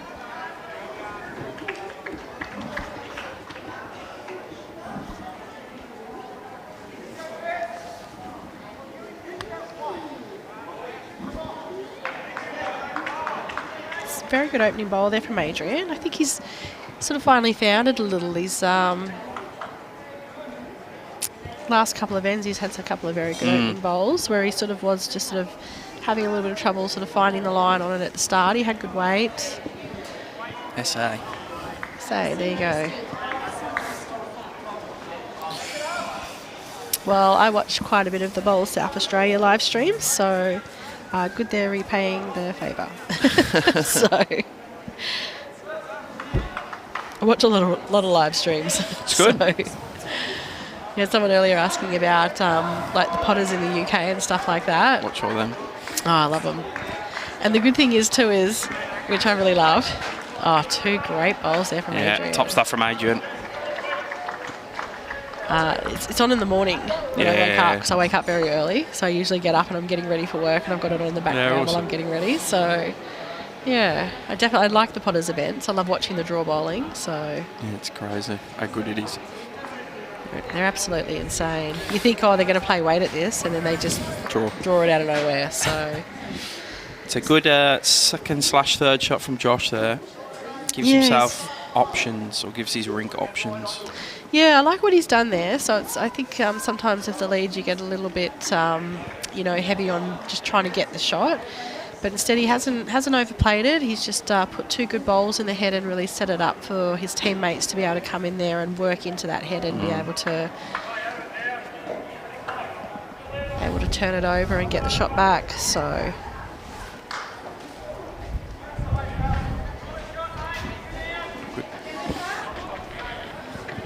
I guess when you got 2 on like that, there's nothing like a cover bowl at the back. So is he going to stay on? Yeah, just stayed up. Just. Good one there from Stephen. I'm going to tag Tone in. So I'm going to organise some lunches, get ourselves ready for finals. Yep. Have a good rest of the call. I don't know where he is. I've got to go find him though. Fair.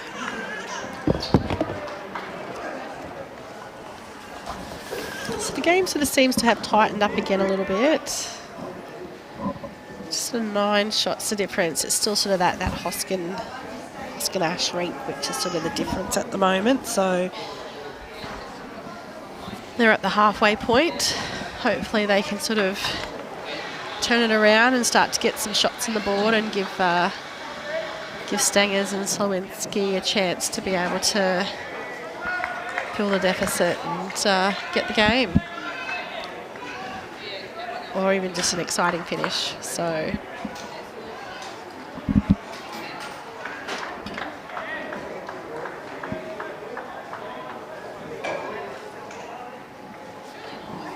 Lee played a pretty good bowl last time. He's just overcorrected a little bit on his line. I think the only one this end who has really sort of found the line to the jack is Adrian. So everyone else has just sort of either gone just a little bit wide or a little bit under.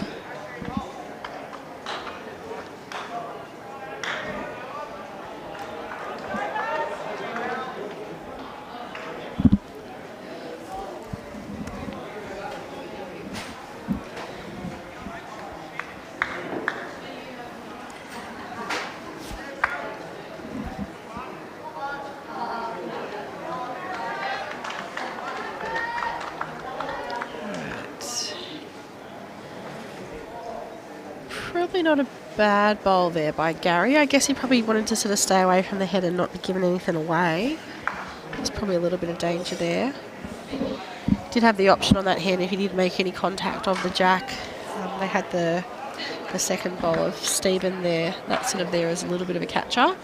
But it's definitely in a promotable position, and it's standing on the running surface, so it doesn't need as much contact on it for it to roll in and become part of the count.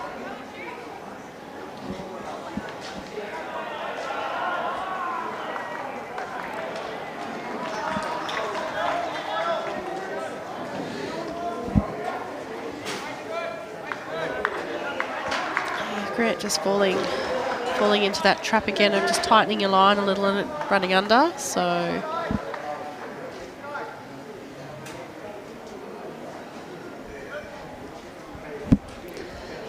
they have all elected this end just to sort of play that more just draw weight. So it's given us a very good head. Just the one back bowl there from Frankston that's sitting right on the ditch. Very good bowl there of Gary. He's cut down the risk of the jack going that side and then dropping a number, because there was 3 bowls to Bendigo on that side of the head. So it was a very good bowl there.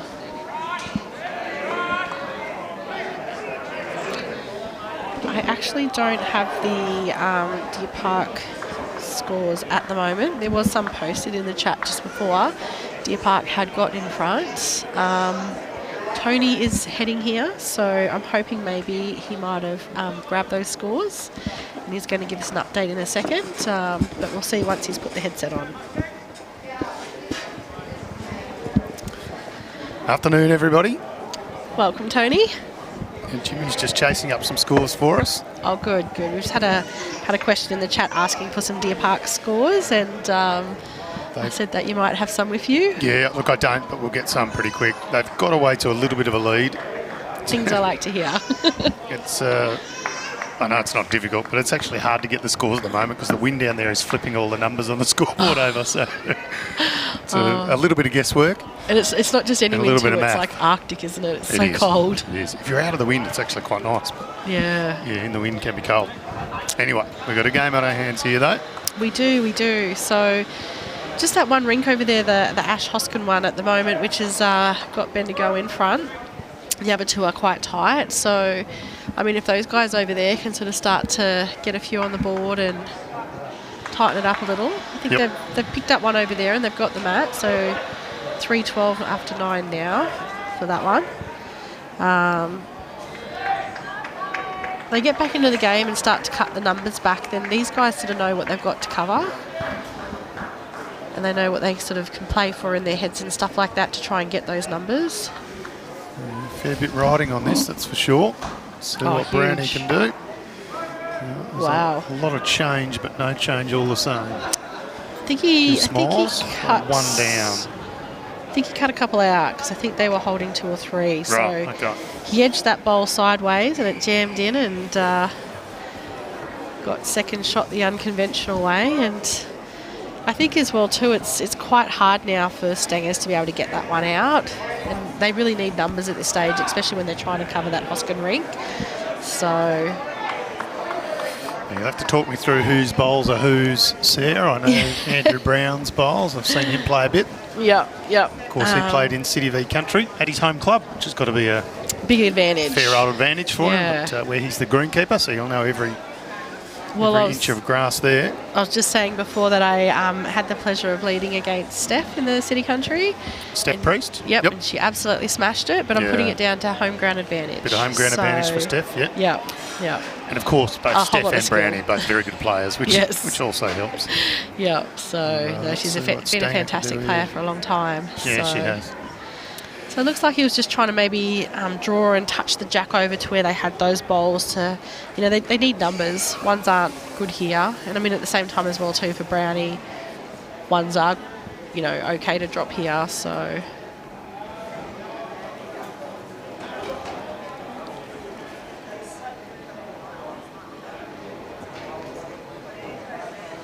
I can just see the No, I can't say. I was going to say, I think I can see the score at the moment for the Ocean Grove game. It looks like it's like,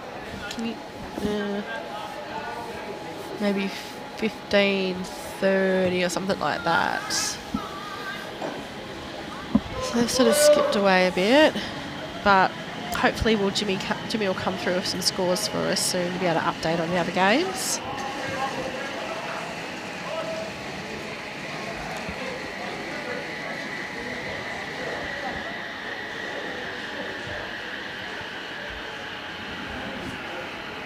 So as we know, I mean, it's 9 shots. Kind of doesn't really mean anything in this format. Anything can happen. So absolutely, it's a couple of ends. There's the match over there between Strzelecki and Geelong is one rink, which is 20-4. That's that Flappers where rink. The damage. No, it's next one over. Oh, Tyson and Pavey. Tyson and Brad Pavey having a decent old day out. Matty Flappers in front 10-4. Pavey's in front 20-4. Can't quite see the third board. No. That makes it 30-8. So we'll get that final rink score as soon as we can. So this white ball coming down here, this is Josh. And he has been absolutely nailing it. It's a fair effort there. Very good effort. And the opposing lead, Adrian, is apparently a first-year bowler. Yeah, right. And he's definitely been taking it to him. So when he nails it like this, he's actually been sort of very much playing up to it, sitting the bowl, taking the jacks. So well, he might have done the exact thing here, sir. Almost. Just didn't quite rock it far enough. But good effort nonetheless. For a first-year bowler. Yeah, I know. Rock up to champion of state Pennant in year 1. I know. Pretty easy game. I was talking to one of the guys from Warrnambool about it last night, and he was saying his son, he's only been bowling for 3 years, and he's like, I don't think he appreciates just how amazing it is. And I'm like, you know, people who play for 20, 30 years and they won't win a flag, you know what I mean? To be doing it after 3 years is huge. Yep. But then to do it after a year, even more huge. So Shane saying, don't moz them, Tony. I'll try my best not to. May have already. It's 2 great bowls there from Josh to really set up the head for the Bendigo side this end. Yeah, it's great leading. Yeah, very good leading. 1 on 1 behind. So Stephen's been bowling very well. He's actually been turning over the head a lot, getting the shot and stuff like that. So he's got a good sider this time. He's in the area, so probably correct on that for his next one. Yep, this is Leroy Manning. Unless Lee can change the head over with his bowl. Too a far chance to away. touch that jack here and cover it up. Yeah, what an end from Bendigo. They have definitely got one hand on the finals. And they're playing with a lot of intensity. They're very loud out there, up and about. See Steph over there. She's walked over and picked up the bowl for the other skip. Words of encouragement. All part of being a good team. That's it.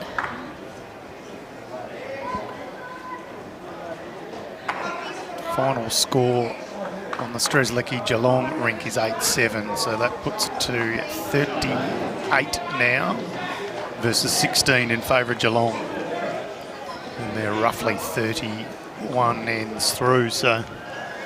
Well, they're giving themselves every chance. Like, they had a big shots up anyway.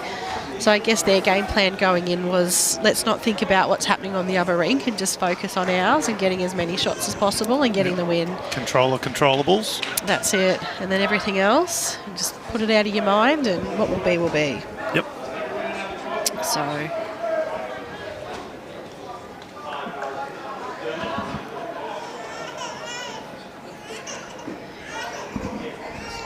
Mornington pick up a couple on the Ash rink. Ash v Hoskin rink. Gives the other rinks a chance.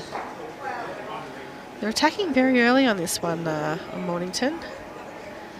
Stange's called for the second to play a bit of weight through, and he's just called his third on the first bowl to play a bit of weight through. So they've kind of been tending to play a little bit more with the swinging weight to keep the bowls on, but this end they're probably going a little bit harder, so it's a little bit interesting. I think they're sort of looking at the overall, and they're starting to think about the fact that, you know, it's not just about winning, they need those shots up. It's getting towards that time, isn't it? That's it. Shane's got you in the gun too now. He's saying, don't you go, wasn't them either. Oh, sorry. Yeah,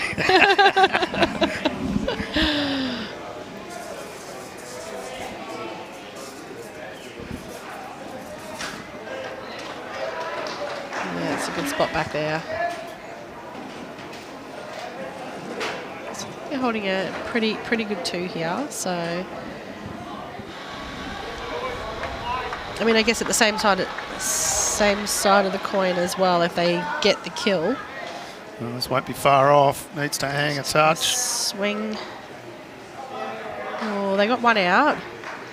But unfortunately, before they sort of had kind of like 2 bowls next to each other and they had a bit of target, whereas now you sort of got one on the line. And that yellow bowl probably won't go clean. So the only option is to punch that bowl of Adrian's up onto that yellow bowl and try and spit the jack out. But I guess, as we've seen, if you do it hard enough, it'll kill. And then you get a chance to restart the end and get the shots you need to get them in and get them in by enough to make it through.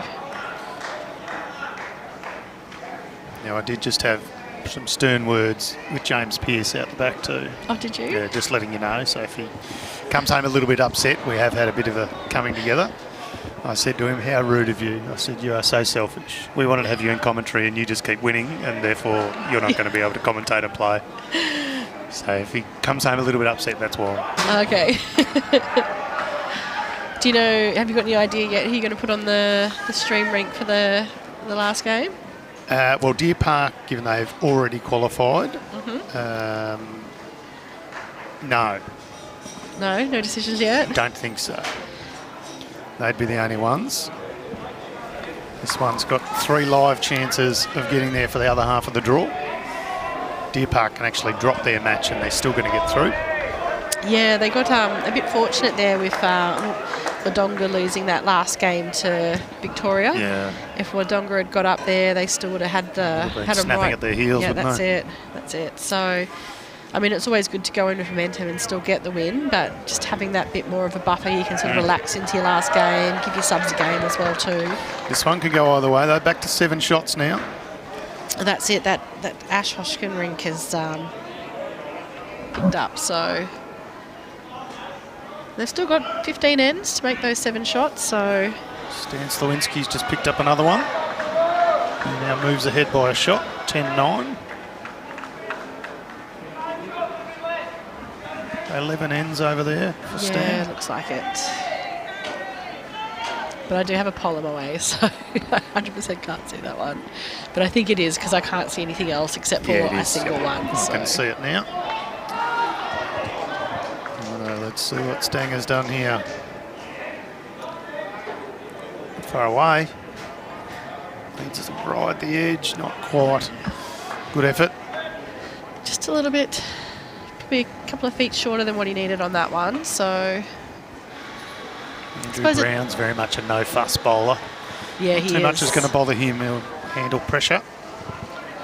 Yeah, he played a very, very clutch bowl earlier. It was fantastic. I'd already declared the head, and he managed to draw in a second one. So he just feigned a kick at that bowl. He wanted it to go just a touch further.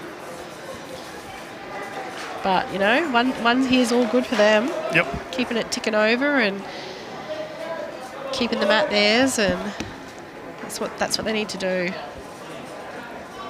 Don't drop numbers, keep winning ends. So sounds easy enough. In theory, it does, doesn't it? Unfortunately, your opposition have got something to say about that. So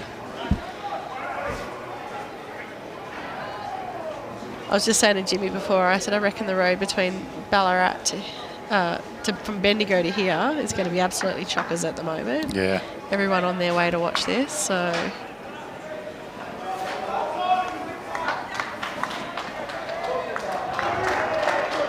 Oh, wow. Gets the thumbs up from Andrew Brown. Oh, and that next rink over, I think it is the Skin rink. Yep.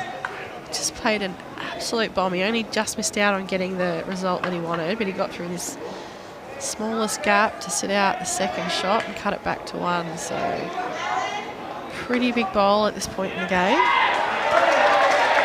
Oh, Steph's just played a huge bowl. 2 rinks over. Crowd losing it. She's got a lot of personality, Steph, so I reckon she'd be a big favourite in the team. Yeah, she's good fun, Steph Priest. Oh, and Josh has just been bowling absolutely sensational. I don't think he's missed since I've been here, and he's been good before that. Mm-hmm. All reports. Yeah, no, he's been bowling absolutely amazing.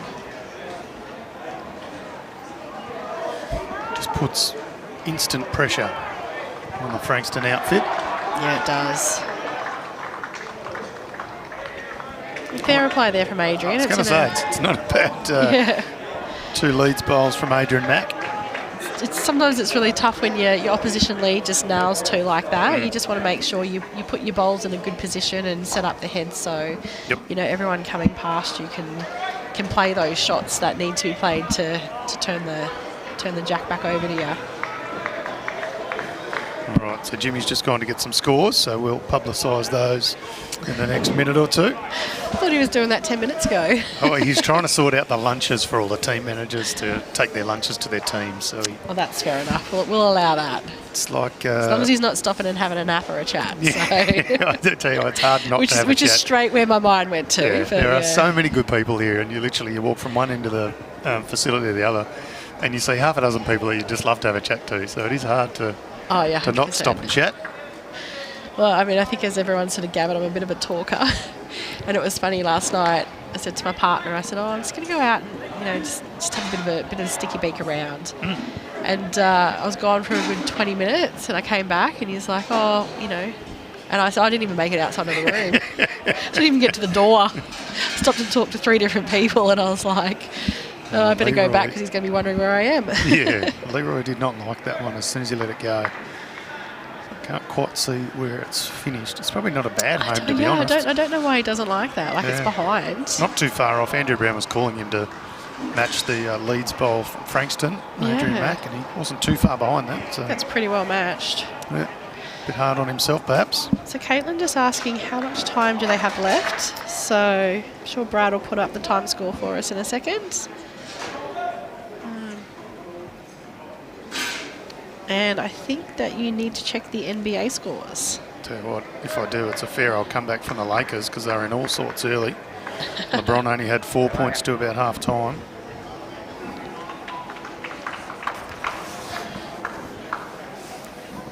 Oh boy. Yeah, fair play to the Lakers. They've got up by 30 over the Warriors. Apologies for those who had it on record. I mean, apologies, but also good on you for watching the live stream over the basketball. That's what it's about. That's what we like to see. Exactly. It's Grant Woodward down here.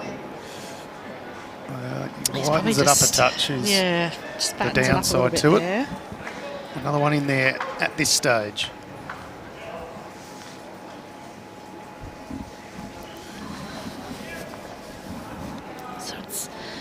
Quite a close game. We've sort of got these 2 rings that are offsetting each other. We just sort of need that Ash Hoskin one to bring it in a bit closer to set up a dramatic finish, which we love on the live stream, especially even at home. Maybe not so much if you're a Bendigo supporter, but definitely for the Frankston supporters. We'd love to see a big finish here. So still not much in it, is there? Really only... No, not really. An end or 2. Yeah, that's it. Just want to be back alive. We know you can get 7 in an end, so Stange's calling Gary here on a bit of weight, looking for the split. Any contact on that white? Yeah, got one out. It's the call. And it looks like Gary's bowl stayed up the back there and it didn't run on into the ditch. They do have the backers bowl as well, so that gives the skip more options too.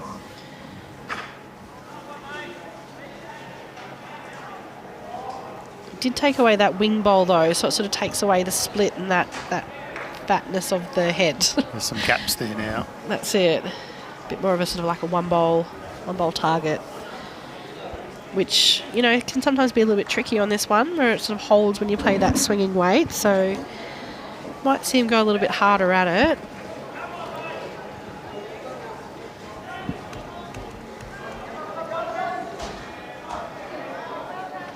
Yeah, he's calling him to play through on it again, so which is what they've got to do at this stage of the match. Sort of coming, they've only got 4 ends left. This one's obviously in play. It's got a very smooth delivery. It's just going to cut under. Yeah, just pulled it. Tell you what, a big crowd building. This is part of the day when we start to see the people for Champion of State Pennant midweek also arrive, looking for a bit of late practice this afternoon. I think most of them will probably come in and say, oh, there's a good game on there. Oh, I know that person, so they like to stick around and watch. There's plenty to see. Fall into the same trap as well too. You walk along and you talk to 20 people between the front door and the green you want to practice on. So yep. It's but yeah, no, there's a fantastic crowd. Like, can actually see as well too, a couple of the Deer Park supporters have already come over and they're trying to get seats for the final, knowing that the boys are through and they're going to be playing on these rinks. Smart play to them. There'll be a premium to try and get a seat. Oh, I think they're going to end up standing, to be honest. Yeah. And, I mean, looking at the sideline here, it's all Bendigo supporters that have lined this side right in front of us on the ditch here. So it is going to be a very, very loud final, which is great. Perfect. Exactly what we want. That's what we want to hear. Staying it on here. Yes. I'm just a bit surprised by that one. He sort of... I just... Might have gone the other hand, or... Well, I just don't full? think it was... I just think at this point in the match, when you're looking at the overall board, I mean, I guess you don't want to drop a 3 here as well too, so getting third shots probably... I guess it probably really was up to the third, Gary, to be able to do something there and change up that head. So... And knowing that Andrew's just drawing so well. This is a great home here. Cover and count. That's it. Depending on how far this jack moves, that one could well be a saver. Yeah, so he only really cut one out, and then Andrew put it straight back anyway, so... All right, I'll run through some scores while Stange starts to work out which shot. So Ocean Grove 42 leading Newborough 16 after 33 ends. Arrowdale, which is Wimmera, 41, leading Kahuna, 22. Just watch this bowl from Stange. He's got it away clean. He likes it. He's got the contact, bang edge. gets Kills Jack out it. and Premium killed. results. I mean, that's what they needed there. Shot or kill. Yep. Give himself the opportunity to restart the end and get the shot. Send all the bowls back and set up again from the same direction as the call from Andrew Brown. Warrnambool 35. They are leading Victoria 31 after 33 ends. Shepparton Golf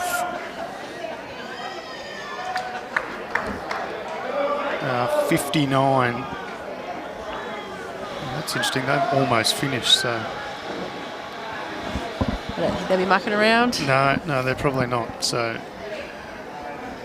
Shep Golf up against Wodonga is 59-32 after 44 ends. And the close one is Lakes Entrance, who are 36. Deer Park are 34. So Lakes have made a bit of a comeback after 35 ends. Deer Park got out to about a 9-shot buffer. It was very close early. Gippsland, Lakes Entrance were a little bit in front. Metro, being Deer Park, pegged them back, and now Lakes Entrance have just got their noses in front. They haven't loved going out onto the grass from the carpet, have they? So No, true. yeah. Bendigo would be like, can we play the final on the grass? Yeah. It can be a bit tough to transition, but of course both their opponents doing the same thing at the same time. But exactly. just Lakes just managing it a touch better at this stage. So Josh has actually given Adrian a little bit of room here. It's probably the first end actually where he hasn't fully nailed it. I mean, he's only a couple of foot short. It's still a good bowl, but he's been all over it and putting the pressure on. So he's played good weight, but unfortunately just missed his line there. So Probably not so much what they needed, but he's got 2 bowls. Josh doesn't correct here and shut it down, then he's got a chance. Good Brownie. Stood in front of it, and then he realised, and he moved out of the way.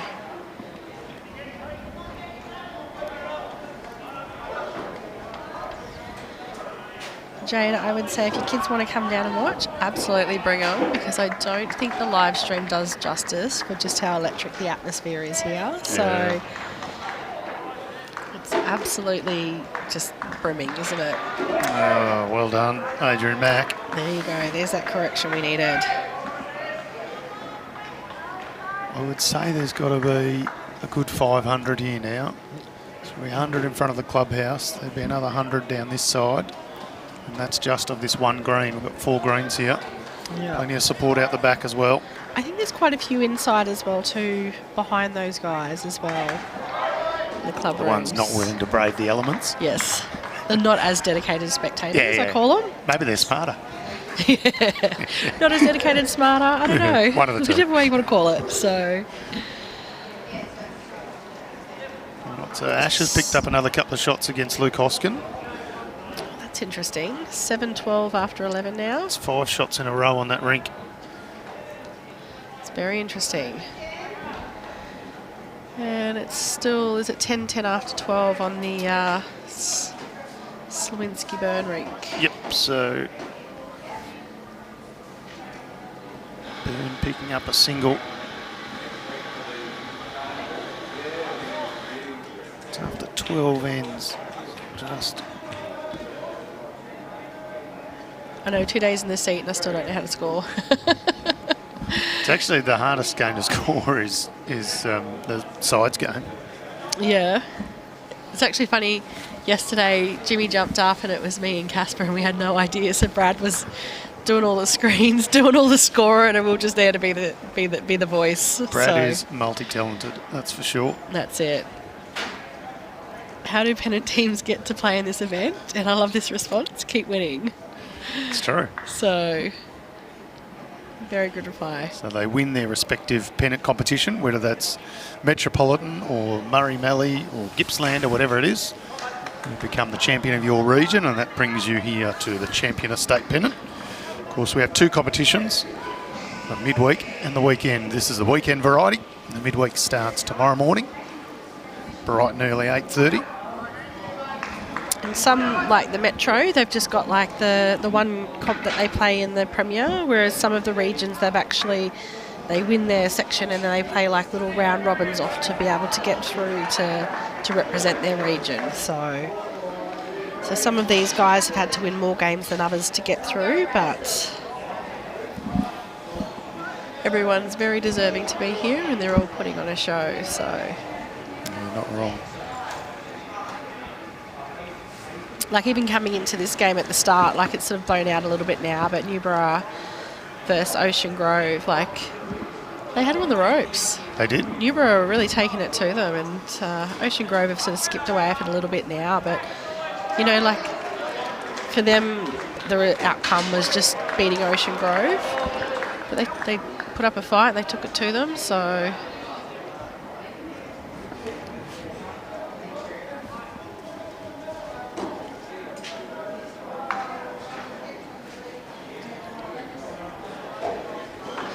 So 6 now in it here, so you think Frankston, I feel like they'd just be a little bit more up and about. Like if it got to this, for me, I'm loud on the green anyway, but I'd be pumping them up and yelling out, eyes on the main board, 6 in it. It's actually a really good point, because I think if the situation was reversed, we would be hearing a lot from the Bendigo team. Exactly. So, you know, we're getting close, we're nearly there. But I just thought they'd just be a little bit more up and about, the Mornington guys, but perhaps, you know, they're like the deer park. They just go about it quietly. I want a bowl here from Gary. Oh, I might have just gone a touch too far though, unfortunately.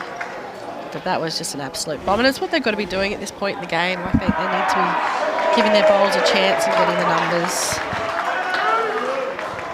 Stanger's having a look. I haven't seen a signal though to say if they're up or down. I guess we'll be able to tell by the shot that Brownie calls his 3rd on. So. And he's played some absolute bombs actually, Grant. So Wodonga v Shepgo is all said and done. We'll get the final scores for you soon. It's amazing that they've gone through some 10 ends quicker than anyone else. I think they both just want to put their heads down and said, let's get through this. So yeah, it could be that.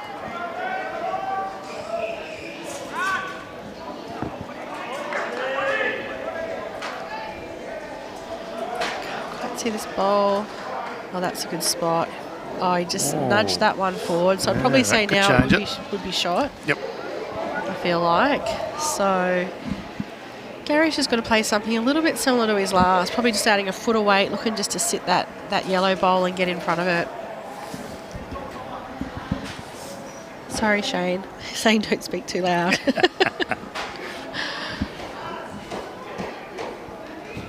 Shane could be the most nervous person here. I know, right?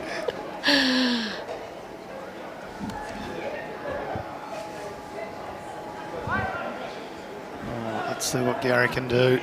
He's played it pretty well. I'm just not quite sure it's got the legs. Oh, if it flops in, it's going to be good. Good for shot. Probably frames it a little is for what Andrew. Stangers has signalled. You said 2, yeah? Okay. I had a feeling maybe it was that yellow one, but yeah, it must be that front blue one still. Yeah. But it does set up a pretty good shot here for Brownie, and we know he's more than capable from everything we've seen so far. So, I mean, I'd back him to get this. So I hope I'm not putting the moz on him. Got all the Shep Golf guys walking past us now, so...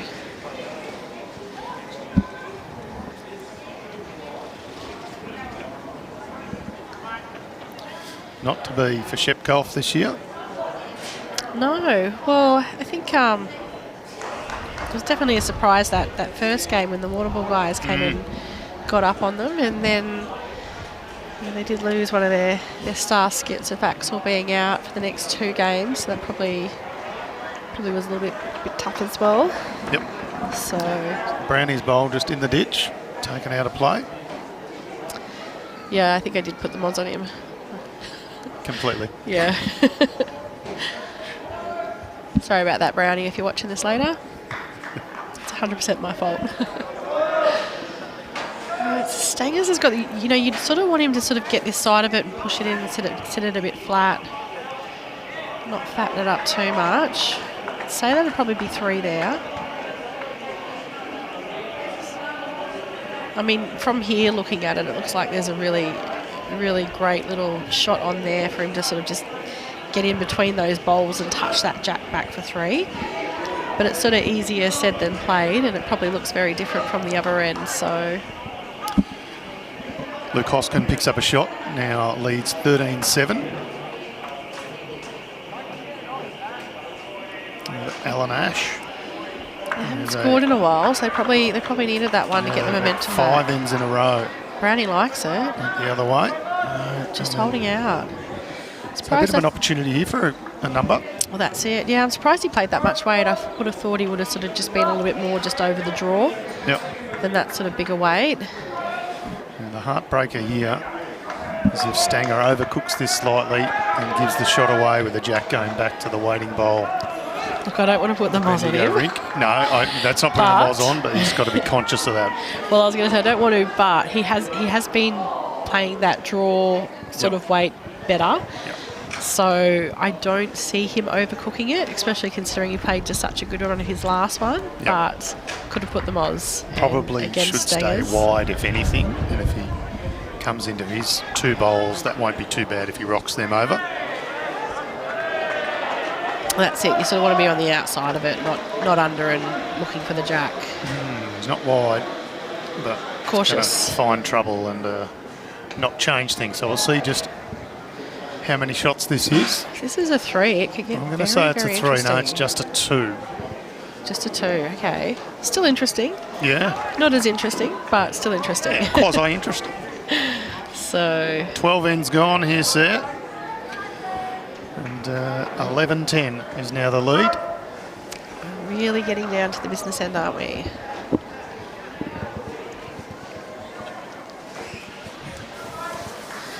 So bowls manager here, big Kevin Anderson, walks past with a big grin on his face.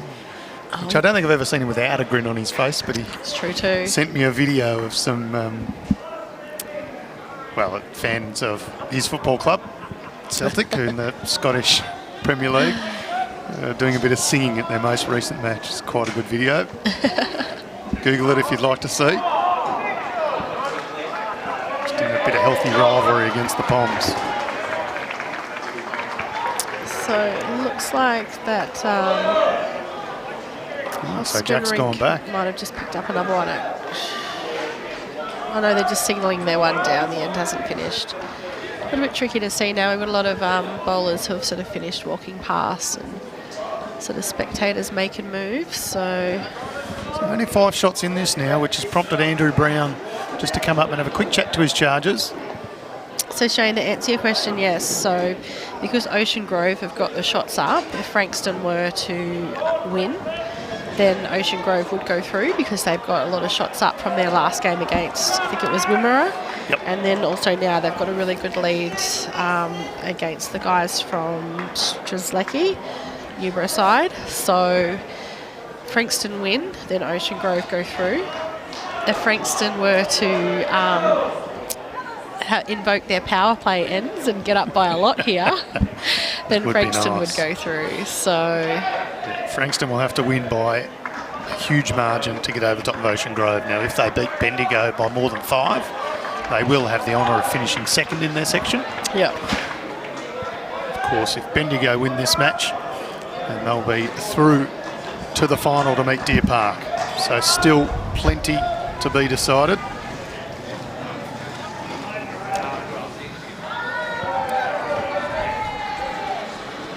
So a little bit of a disappointing start there for Adrian. You'll be a little bit disappointed with that bowl. Sort of got the mat back and they've just had that good end there and sort of just dropped it a little bit short. But Josh hasn't put the pressure on, so there's still room for him to make his correction there. So Stan Slawinski's just picked up another couple. I think that says 12-10 after 13. 12-10 on 13, yep. And I did see, but someone just... Oh, still 7-13 on Hoskin. So this one now back to what a small margin.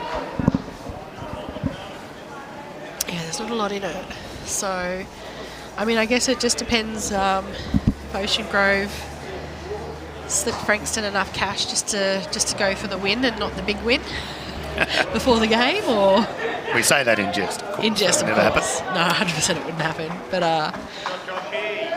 you know, I've been known to offer opposing teams drinks if they were to get a win for us to get us through in my time. So, always in jest, but... So good leads bowl there from Josh Matthews. Just drag the jack back slightly. A little bit of pressure on Steve White. Yeah, he's dragged it back and he stayed with it. So... It's good that, I mean, it changes the angles.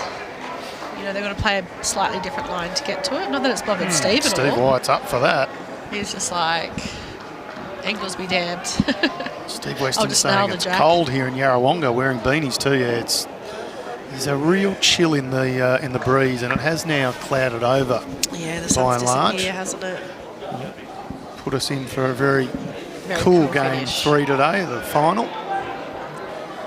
There's Leroy, what a great bowl. Wow, that's very special. Stephen White's bowl was good, but Lee Manning's bowl, just that touch better. Definitely deserved a replay. Andrew Brown was very happy with it. Gave it the finger in the air straight away. Bendigo are holding their cool here, aren't they? You know, every time that Frankston have had a bit of a sniff and, you know, tried to make something happen, they've just been shutting it down. So they're doing what they have to do. They're playing like a side who's won all their games and wanting to play through. So, yeah. Geelong now leading Strzelecki 54-19. Tough one there. Stephen just sort of had a lot of options there just to be arriving, and he just sort of dropped it a little bit short. So that's a little bit of a missed opportunity there from him. The line was pretty good. The line was very good, yeah.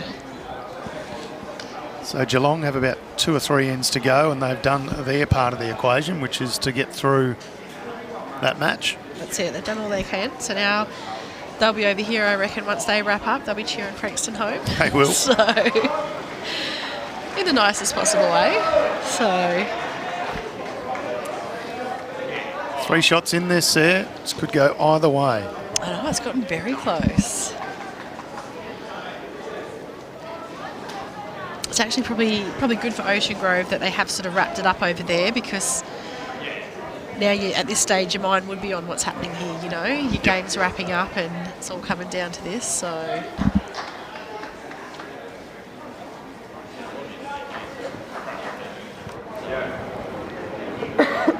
What have we got left time-wise, Brad? We have a timer that tells us... No, I reckon we're about 20 minutes. I'll see if I can get the nod from Jimmy. Well, we know when he starts making movements to get up for the 15-minute warning, so...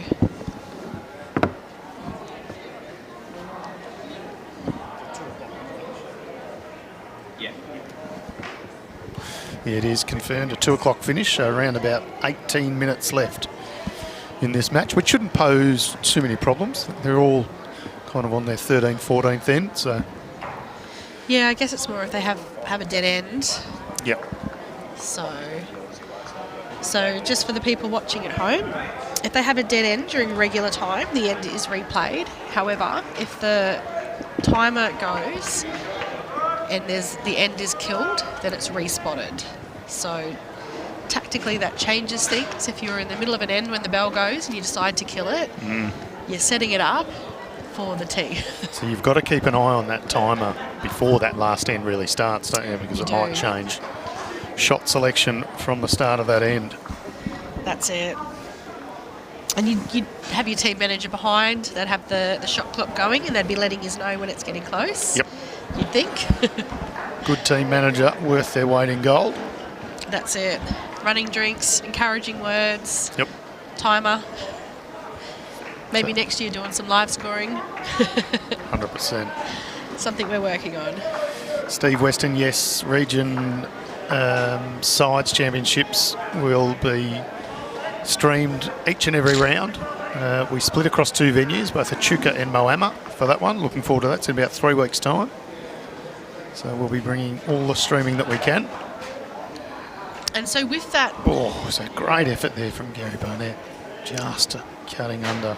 So with the format for it this year, with the splitting, with the, I call it Prem and Prem B, but gold, silver. Yep. So will the men and women Prem be at the same club and the They men will, and women Prem with B? the exception of 2 matches where we have, for example, the women's are in gold and the men are in silver or whatever it is. Yep. But where they are the same, we'll try and keep them the same. Okay. So the men and women will still rotate around Correct. between. Yep. Okay, that's nice. Yeah. So they'll all get a day at Echuca and a day at Moama, and depending on which side of the draw, they'll get 2 at one and 1 at the other. nice. So this is Grant Woodward. Could be Edward's brother. Come on, Brownie, get out of the road. I know he's been pretty good so far with the camera, but we'll give him this one. We'll give him a pass. Yep. Before it was really funny. He stood there and it's like he checked himself and realised, I'm probably in the line of the camera, and he moved to the side. So Byrne picks up 1 more, so the lead back out to 4. You may or may not have heard that in the background. That's the 15-minute warning. dulcet tones of Jimmy over the microphone. Giving him the 15-minute warning. So Stillians looks like he's playing a little bit more positive here. He's going to run into some traffic, but almost a result. I mean, he was down 1 anyway, so he's still down 1. Still down 1. Definitely gives him more options now. You know, he can sort of edge that 1 and chip that yellow bowl out clean. And if he does make some contact onto that jack, that is their bowl. I think that went back there. So they could make a couple. So I'm wondering if Brownie will just play a cover bowl or look to change something up here.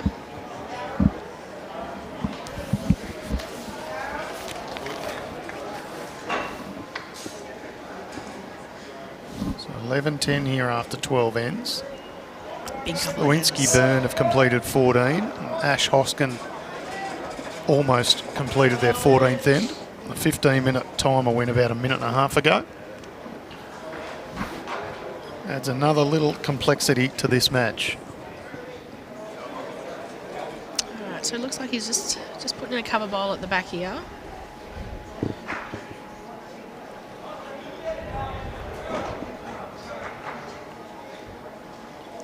Let's see if Stange can...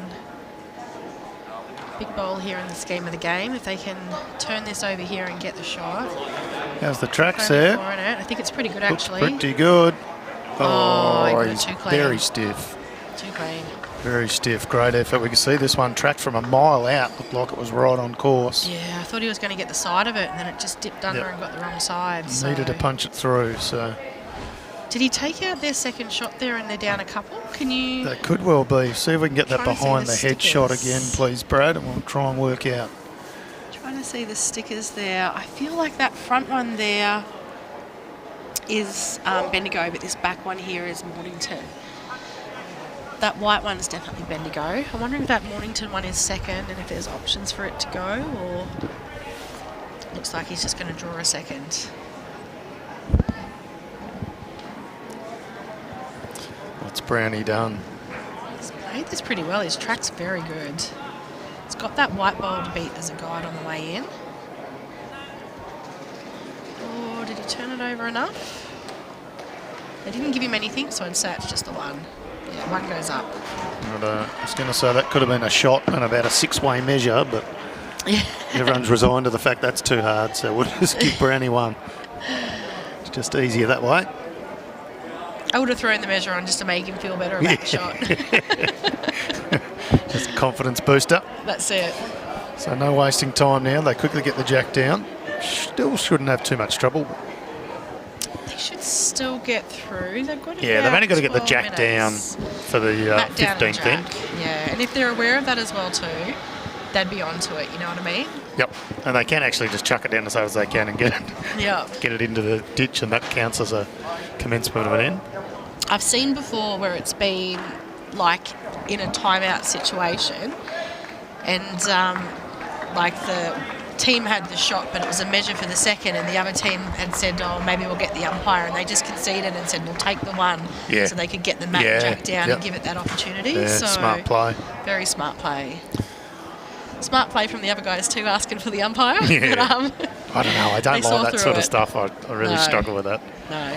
Nothing more frustrating than watching cricket when you see them dilly-dally to not bowl that next over. Yeah. I just don't understand why umpires don't just say, well, we're playing it anyway. Yeah, sometimes they do. Make all the gamesmanship disappear. Oh, huge bowl there from Adrian. Yeah, well played. Ooh, do you feel like this is the end then? Could well be. Luke Hoskin going with big weight on the rink next door. Gets the jack out of bounds, so they've killed that end. Team like it, so...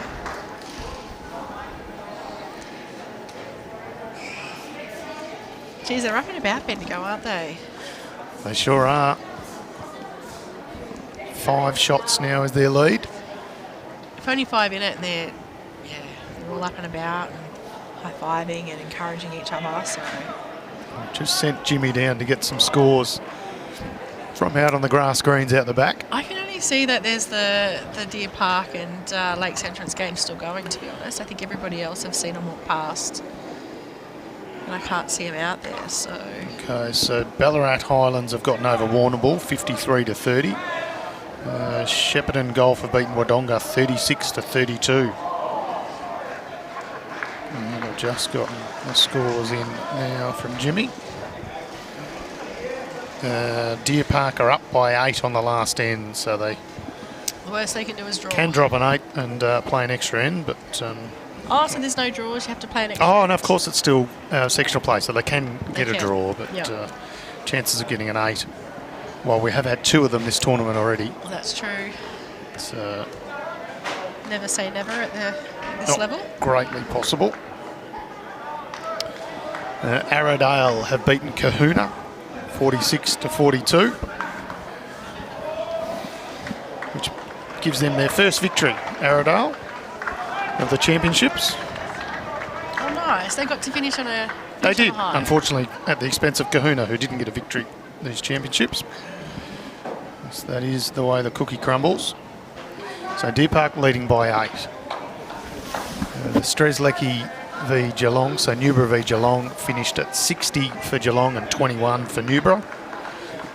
And the match we are streaming here is 5 shots the difference. 5 to play. And 9 minutes to do so. Just repeating, if Bendigo win this match, they are through to the final. If they don't manage to win this match, it's either Frankston getting through if they win by about 30. Yeah, I think. And if not, Ocean Grove will get through. So. Yeah, I think the only 2 options at this stage are Bendigo and Ocean Grove. So it's interesting because Jimmy said traditionally, you know, the winners going through it's like 4-1, 3-2. Do you think this is the first time that 2 sides have gone in? Yeah, it could well be. 5-0 winners.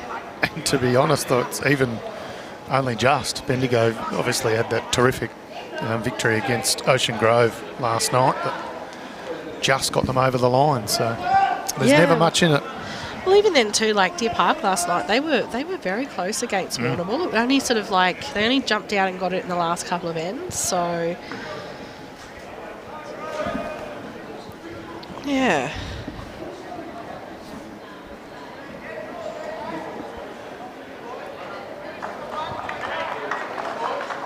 So the match between Alan Ash and Luke Hoskin is in danger of not being completed with a killed end moments ago. Well, it's showing 7-14 after 13 now for that one. So they're about halfway through. And also as well too, Stan Slawinski has picked up a 4 on the last end, and we have not heard a whimper. No, it's really surprising for me how quiet Frankston are. Like maybe they just don't want to alert Bendigo to how close it is and get them fired up. But could be, but I think if that was just about any other team in the competition, that would have almost brought the house down to get it back to within 1. Yeah, that's it. So a lot riding on this. See it, Ocean Grove in the background. They're having their after-game huddle. So, and I think that main board is reflected as well too to show that it's only 1 shot the difference. Yep. So I have a feeling once they finish that, they're probably going to be over on the sidelines watching the completion of this game. 34-35. So this is actually really, and I love it, coming down to a very, very close finish. Absolutely. I mean, I've been calling for it all game, so.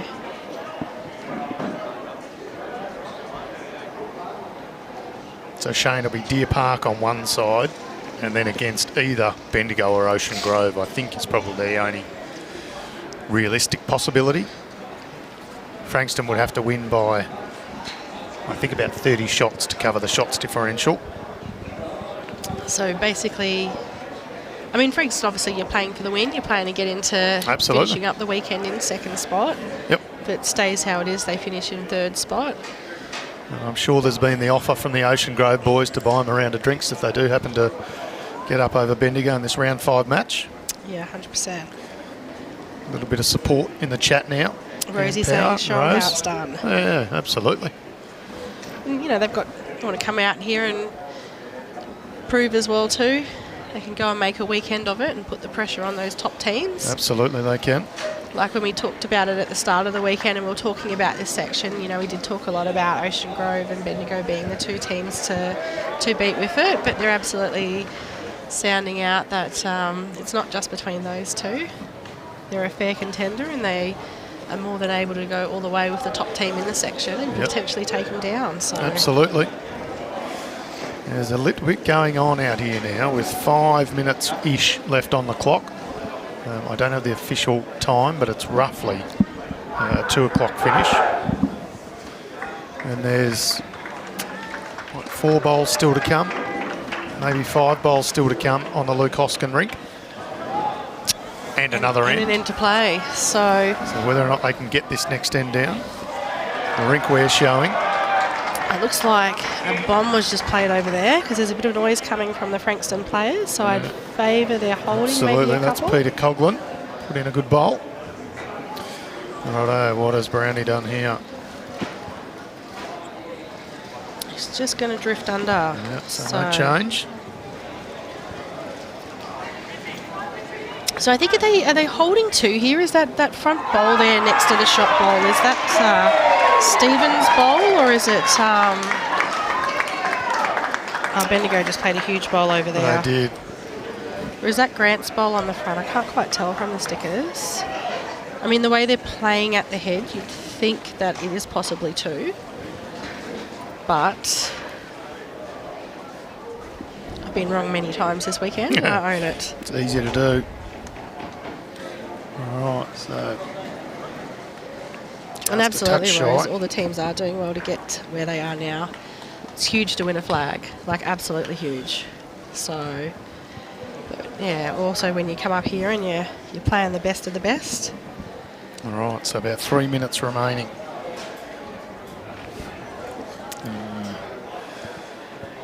There's going to be a lot of posturing here. My spidey senses tell me we won't play all 15 ends. Well, they're coming down for a chat, which is interesting with 3 minutes to go. I guess they've only got 2 bowls to come on this rink, so you'd think they'd still be able to get that mat down. And the downside for anybody posturing, whether Bendigo or Frankston, you could drop 2 on the other rink pretty easily, and all of a sudden you're behind, and nobody gets to start the next end. So that's it. Oh, lots happening. Yeah, even over on that next rink over, there's a bit of delay. Yeah. Just working out which shots they can play. Brownie is not going to change up that one. All right, this is interesting. Yeah, it is. Stanger's sort of running back to be able to play his bowl. So he's definitely aware of it.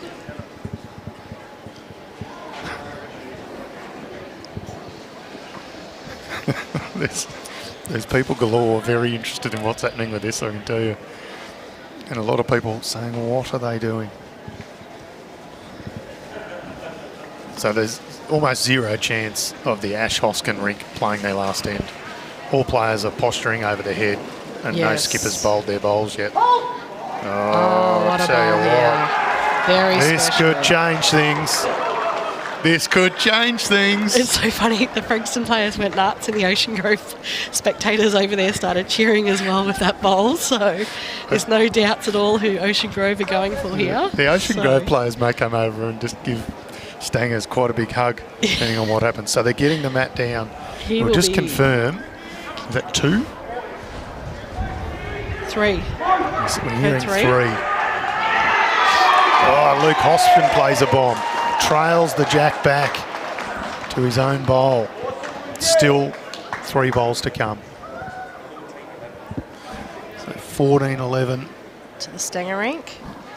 Stanger did pick up a 3. So what a bowl. All right, what a thriller we've got going on here. And how much time left, Brad? There can't be much. Oh, this would be it.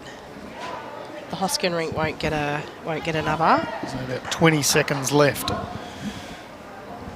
So this match between Stanger and Andrew Brown is on their last end now. Luke Hoskin's end and Alan Ash still have 3 bowls to come, so there's 0 chance of playing their last end. Right, Ash is playing weight over there. We can see it in the background.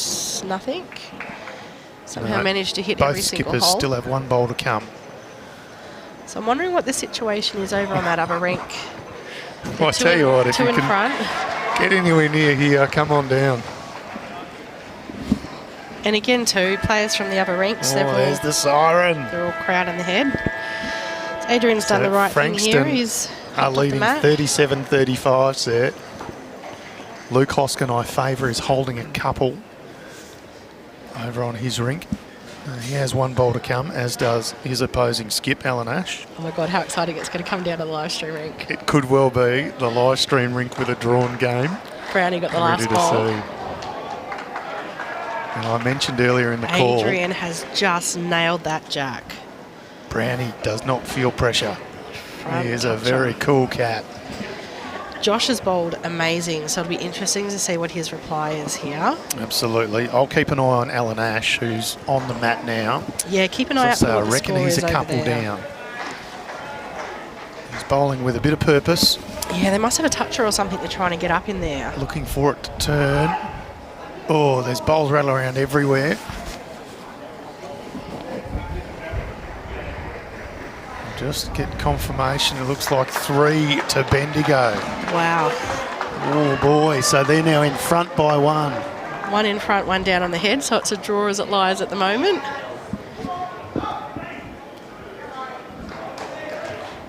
Just a reminder, they cannot start their last end on the Ash Hoskin rink. They had a killed end the end before last. They are now finished on 14. It will be a rink win to Bendigo, but that matters not at all.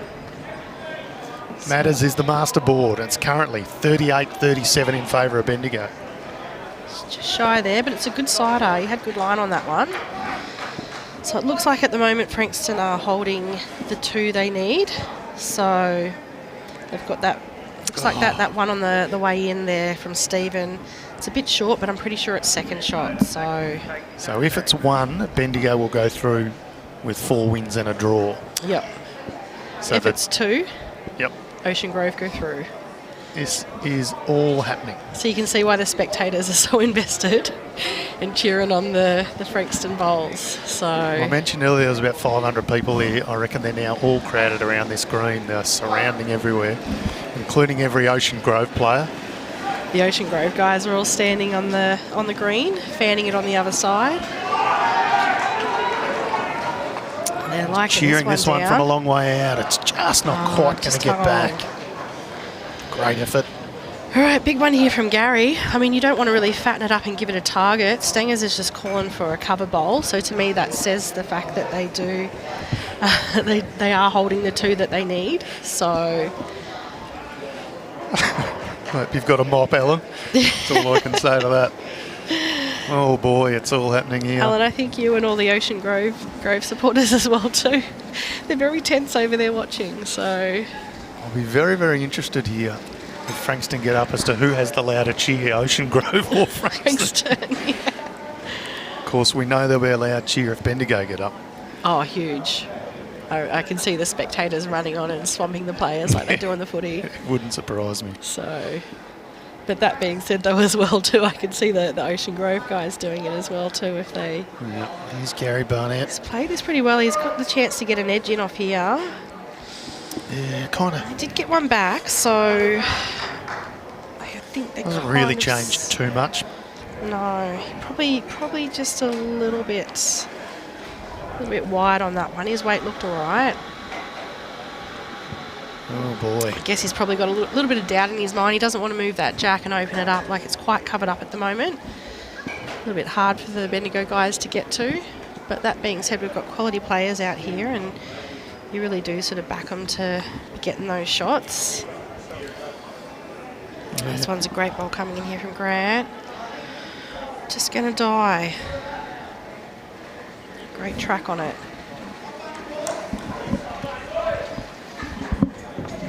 Terry, good eyes, mate. We'll just have a look and see if that's correct. We'll get a message to Luke Hoskin. Yeah, it says 7:17, but